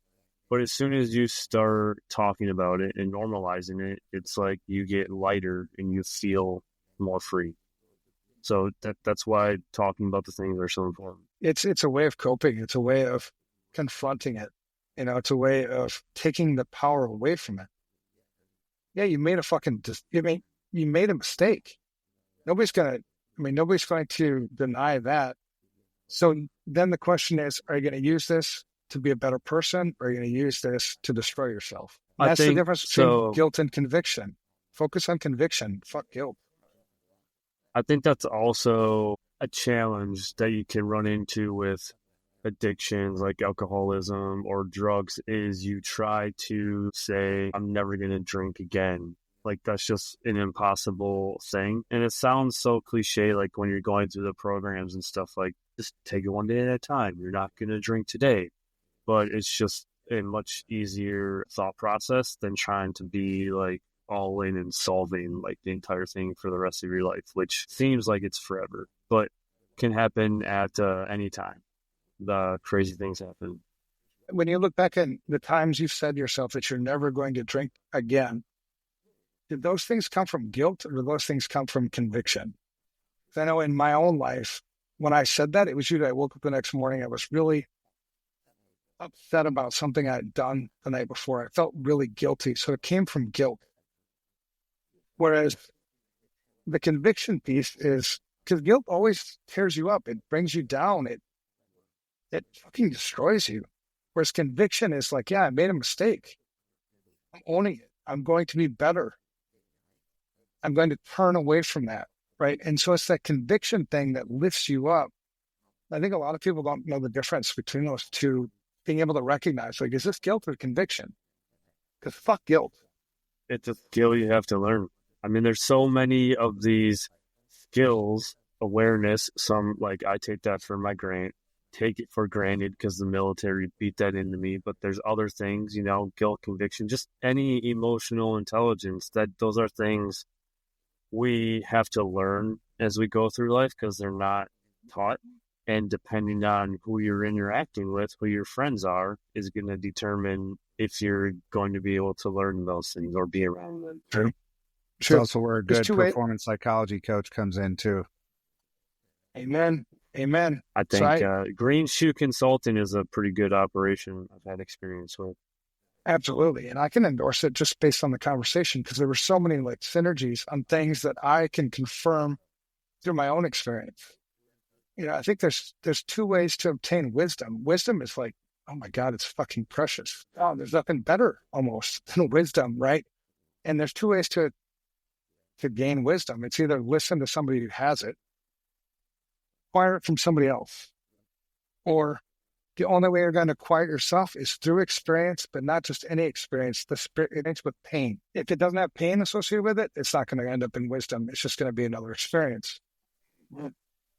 If you want to avoid the pain, listen to other people who have already gone through the pain. Otherwise, go ahead. Enjoy the pain. It sucks. I think I enjoyed, 8 times going to jail. I think I enjoyed the 4 DWIs. I think I enjoyed the destroyed relationships. You think I enjoyed all that? You fucking crazy? So it's crazy too, because you can't force people to just like learn wisdom, right? Like the first time I met you, we were chatting. You're like, yeah, 20 years sober, alcoholic. I'm like, how can you like not fucking drink? Is that like a thing? Lo and behold, 2 years later down the road, I go and do the same thing. And now I create my own pain. So I think where did you go? Where did you go then for that support that you needed? Oh, I reached out to you like instantly. Because we had this rapport.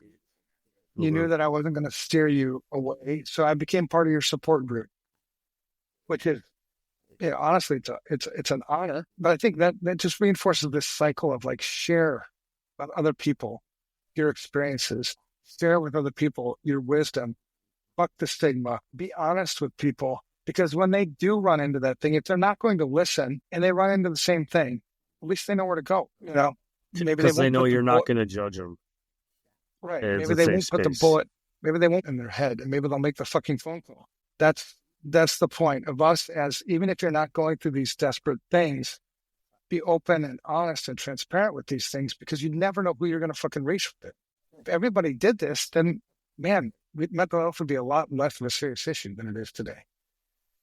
Yeah. There was something I wanted to add to your self-awareness concept too, or statement was there's a book I read and I've got it somewhere. It's Letters to a Young Poet or Letters from a Young Poet. It's this aspiring young writer decides to write to his idol, Rainier Maria Rilke, and say like, hey, I really want to be a writer, but my parents and all my friends are telling me not to do that because writers just end up drunken and broke and waste their lives, basically, right? He's like, but I really think I have the talent to do it.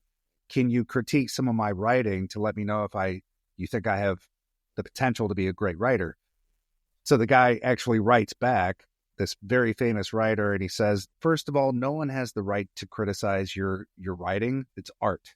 So it's self-expression. Screw them for critiquing it, for one. Secondly, he's like, our fears are like our greatest treasures guarded. Our fears are like dragons guarding our greatest treasures. He's like, so you need to slay your fucking dragons to get to your treasure, right? That stuck with me ever since reading that, of like feeling that weight of guilt, depression, loneliness, whatever it is, feeling like a dragon's foot on top of my head, right? As it's pushing down on me onto the ground, and then realizing that that's really not what it is at all, and that it doesn't have the power to hold me down as long as I choose to not allow it to, right? So changing the thought process and the perspective of it to be like, for any negative experience or situation, it could be a problem or it could be an opportunity. It just depends on how you want to look at it. Hey, man, can you still hear me? Yeah. Yep, we got you, Stan. Yeah, I had to pee. So I'm peeing right now. Are you going to use the bidet after, or is that only for number 2? It's only for number 2, but I did have to sit so that you wouldn't hear the puddle going on. Oh, that's the thing when you get older, right? You don't stand up anymore. So this is all part, an exercise in being transparent with people. Right? I love it. Everybody has to pee. So if you think you're immune to peeing, you're not. And the older you get, by the way, just in case, as you continue to get older, there's this thing called the prostate. The prostate continues to enlarge, which means peeing becomes more and more difficult. Did you know that, Matt? I believe you told me that on more than one occasion. It's all about me trying to be transparent, man, and to help people and share the wisdom. That's why we love people helping people. So if people want to run into Steve and Green Shoe, are you going to be at any upcoming events, conferences? I know you're probably at CypherCon. I think you're going to SecretCon. Anything else you got going on? I'm talking. Are you going to be at SecretCon? I believe so. Awesome. I'm keynote. We're going to meet in person. As long as Mr. Getzman gets me on the group, I don't know, whatever. As long as he brings me in, we've been talking about Evan's the keynote. He can make sure. Yeah. I can stand him up again. I stood him up last year. Yeah, I was visiting. That's fun. So I'll be at CyberCon talking on February 13th in Chicago. I'll be in Austin, Texas, February 19th, I believe, for Telecon. And then February 25th, I'll be in Los Angeles talking at Planet Cybersecurity. Man, you're all over the place. A lot going on this year. It's awesome. How has business been? Have you seen things going well? Are people in general, I think, embracing this concept of yours? I think it's similar to the concept of we're in early adoption phase. So we're signing a contract with a Fortune 500 customer right now. So I originally intended to start with smaller customers just to get the what am I trying to say? The bugs worked out. But as we're building this out, there's so much demand for it that there's a lot of companies that have built in or are looking for support for their teams and from the CISO level. So there's a lot of people that are buying into it. And so it's a matter of just building out our teams and being able to deliver and deploy the services depending on who needs it. So we're getting a lot of interest. I got to tell you, and I'm going to keep poking because I poke everybody. The CISOs aren't the only ones that need love. I'm not a CISO yet, or I don't know if I ever will be, but, the middle management, lower people, we need that too. Show some love. Do you need love, Matt? I always need love. Your dogs know I always need them when they sit on You my realize face. you're saying that while my pants are down, right? That's All right. No, you're right though, man. Because speaking of love, I'm taking us on all kinds of tangents. This is what ADHD does to you. Have you ever read the book The Five Love Languages? I'm not. yes. So this was a book that I read because it made sense with my personal life. So it seems like you can't really separate. The people say separate personal life from professional life. You can't do it. So just fucking be honest with yourself. You spend so much time at work. You can't separate the two. You just can't, especially with So cybersecurity, because nobody can relate to what you actually do. Do you think balance is then a misinterpreted word then?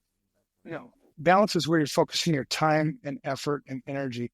So I can choose to focus my time, effort, and energy on security stuff, or I could choose to focus my time, energy on non-security things, scuba diving, playing pool, building something, welding, you know what I mean? So that's where I find the balance. It's not that but still, they're so integrated, what I do professionally to what I do personally.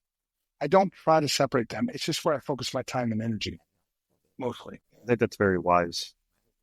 Well, thank you. I work on my wisdom daily by making fucking mistakes and running into brick walls. Making mistakes is okay then. Yeah, so let me give you some advice. Don't run into brick walls. It hurts. That's wisdom. I have done that actually. Yeah. Roller skating, skateboarding. But on the 5 love languages, here's an example where I couldn't separate, where I chose not to separate work from business, or sorry, work from personal life. I wanted to improve the relationship with my wife. That's like number one. It comes before work, honestly. And I couldn't understand what actually, like I thought that I was loving her, meaning my love language is words of affirmation. So if you tell me, Evan, you're doing a great job, I feel loved when you do that to me. Whereas other love languages are like acts of service, quality time, where that's how somebody else, that's their love language. So my wife's love language was acts of service. So I thought that I was loving her by, telling her she's beautiful and all that stuff. And she wasn't feeling that because her love language is acts of service.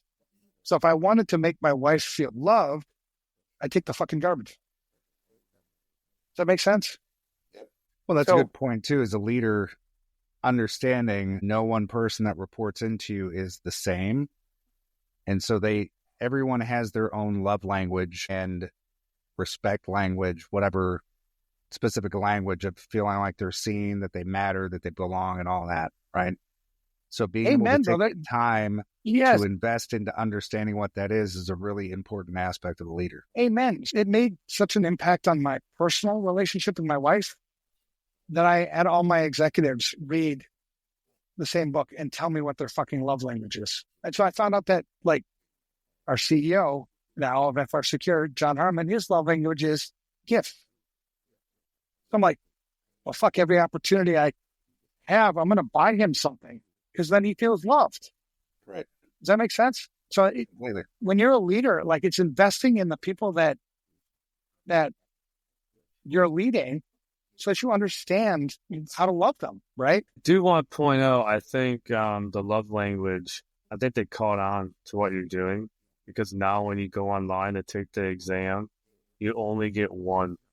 You have to pay if you want the other one. It's pretty bogus. You used to be able to get both. Matt, we opened the whole night with you and commitment. Oh, yeah, about the bidet. Yeah. Exactly. We opened with this commitment, this final, like, are you in or are you not? We're still live, by the way, though. We're like 2.5 hours in almost, still live. I don't give a shit. People can tune out anytime they want to. I told you the entire purpose for the InfoSec to Insanity podcast wasn't how many people listened. Yep. It was my own mental health. Sometimes you just need to have a place where you can just express yourself, get shit out of your head and like into the air. Okay.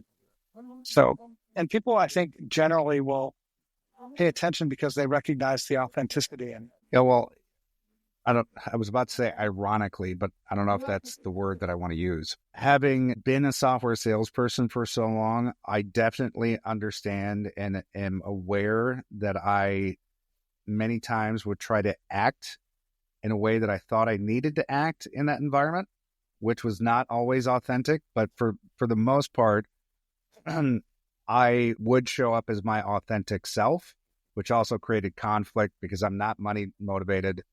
That doesn't align well as a salesperson, but I also am value driven, and that always wouldn't align with the expectations from leadership in the sales environments. So that being said, like a lot of what I'm doing now is just focused on this of being authentic and being able to have conversations about like real things like this, because it is not a commonplace thing in the corporate environments to talk about this stuff. But it's so needed, and so much like it's like bringing water to people that have been living in the desert. And you HR makes it terrible. They don't make it better. They make it worse. You being the CEO you can't talk about that. You being your own business is you get to do this now. You get to finally be free and be yourself. And if you make a shitload of money and become a billionaire, so be it. But as long as you continue to focus on what originally motivated you to do this, which is to be yourself, to provide value to other people, to love people, man, you're going to be so damn successful. I get asked a lot over the years, give me advice on starting my own business. What do I need to do? And my first piece of advice is commit. Either do it or don't do it. The half-assed thing, because what's going to happen is if you don't commit to it, you're going to be like 1 foot in, 1 foot out, and you're probably going to end up with regret somewhere down the road where you're going to ask yourself, what if I would have done that? I don't want to live with that. That's why I was committed, and I lost my house because we didn't have any business. We didn't have any sales.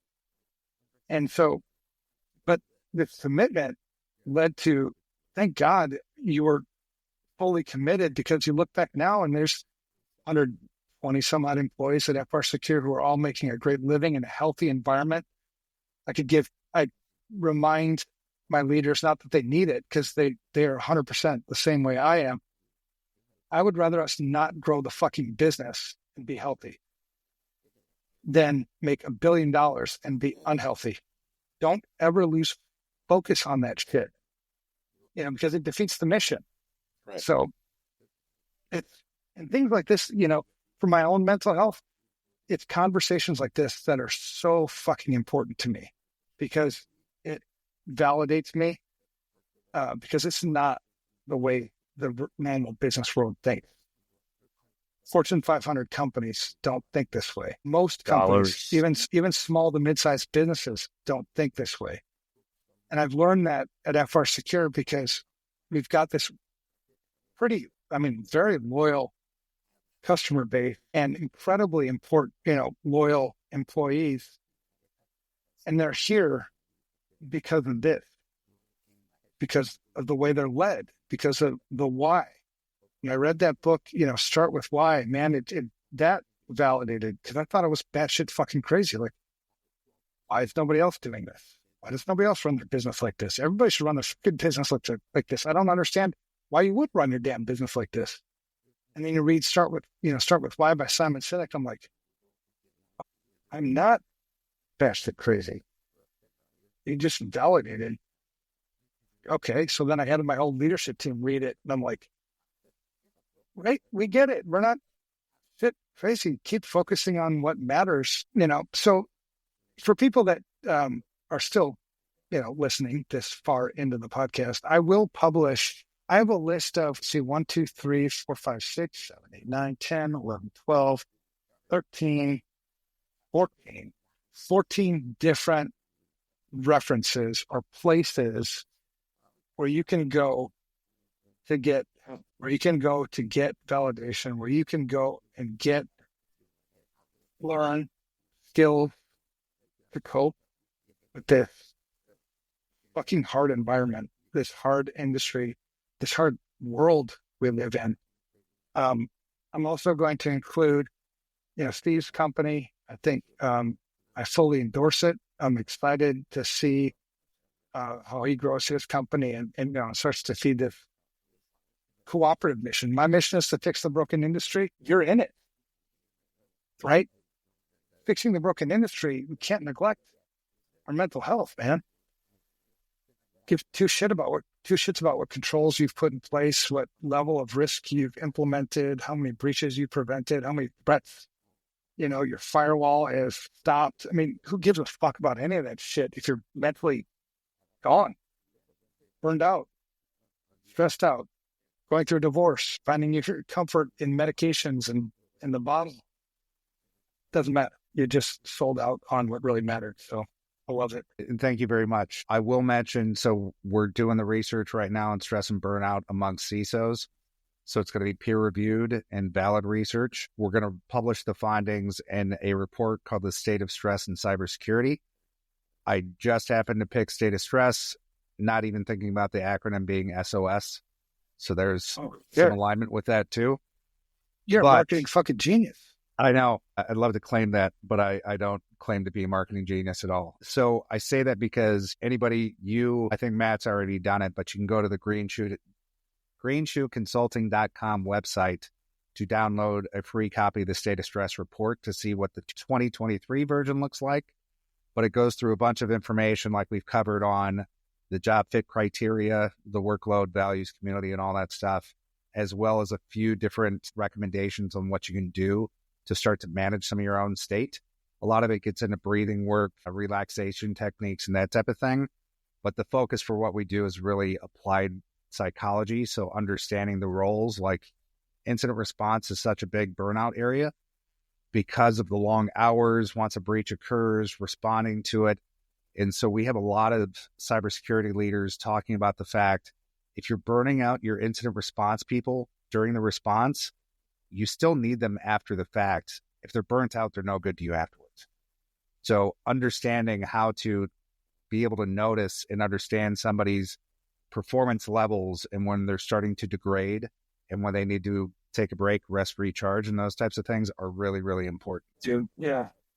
I've been an incident responder all my life, and it's a roller coaster. It stays extreme up, extremes, extreme up. Extreme highs. Mm-hmm. And the valley, I mean, holy shit. Yeah, that's a huge area of focus where I think you could just specialize in that.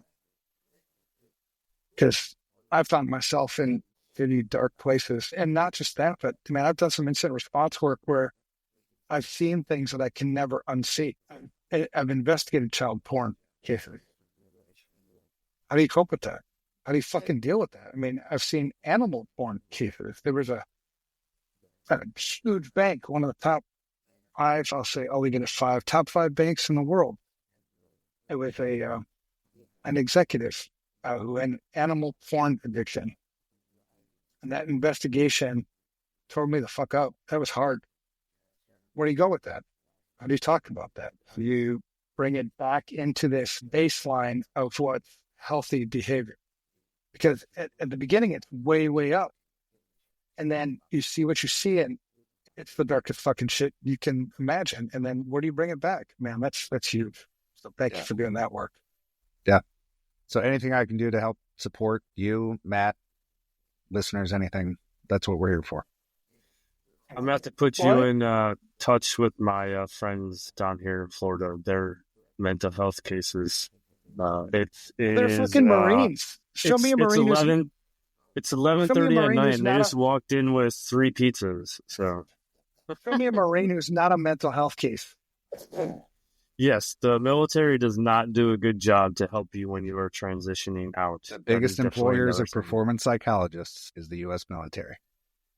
So because this podcast did go so long, and I think we were all over the place, let's continue this conversation. Let's do additional episodes, not immediately, but let's do additional episodes where we're more focused on specific parts of this. Do you want me to keep us more focused? I can do that if you want me to. Well, that would take respect. That would take respect, Matt, and I'm struggling with that right now. Not talking when you're talking? No, I'm just struggling with the respect thing, but I'll work on it. That's an area of focus for me. Is to respect you more, to be like, oh, Matt's like stopping me. Ask my wife about that. I suck at that too, man.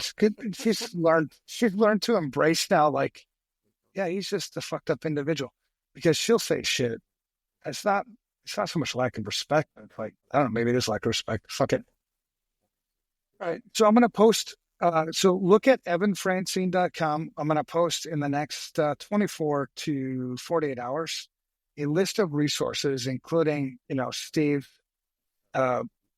website, business, for people to just leverage, because there's, I don't know, we get like 1,000 views, reads, or whatever of shit I post there. But I think it'll help people. That's kind of the point. All right. Well, good episode, you guys. Fuck, I could have talked all damn night about this. Matt, what are you laughing about? You want more fucking pizza, aren't you? You got that pizza No, eating? so he's got pasta pizza? over here. He's got pasta, and he like destroyed the whole thing already. Yeah, that's a fucking. I could tell by the first look Marine at that guy. He's a fucking Marine. I could tell as soon as you shifted over. First look, he knew you were a Marine. Just first look. So you got that going for you. No, I grew up on base, man. All you fuckers are awesome. All right, that's it. Yes, let's keep on going. Thank you, Steve, for being awesome. My pleasure to be in here. Thank you, guys. I appreciate it.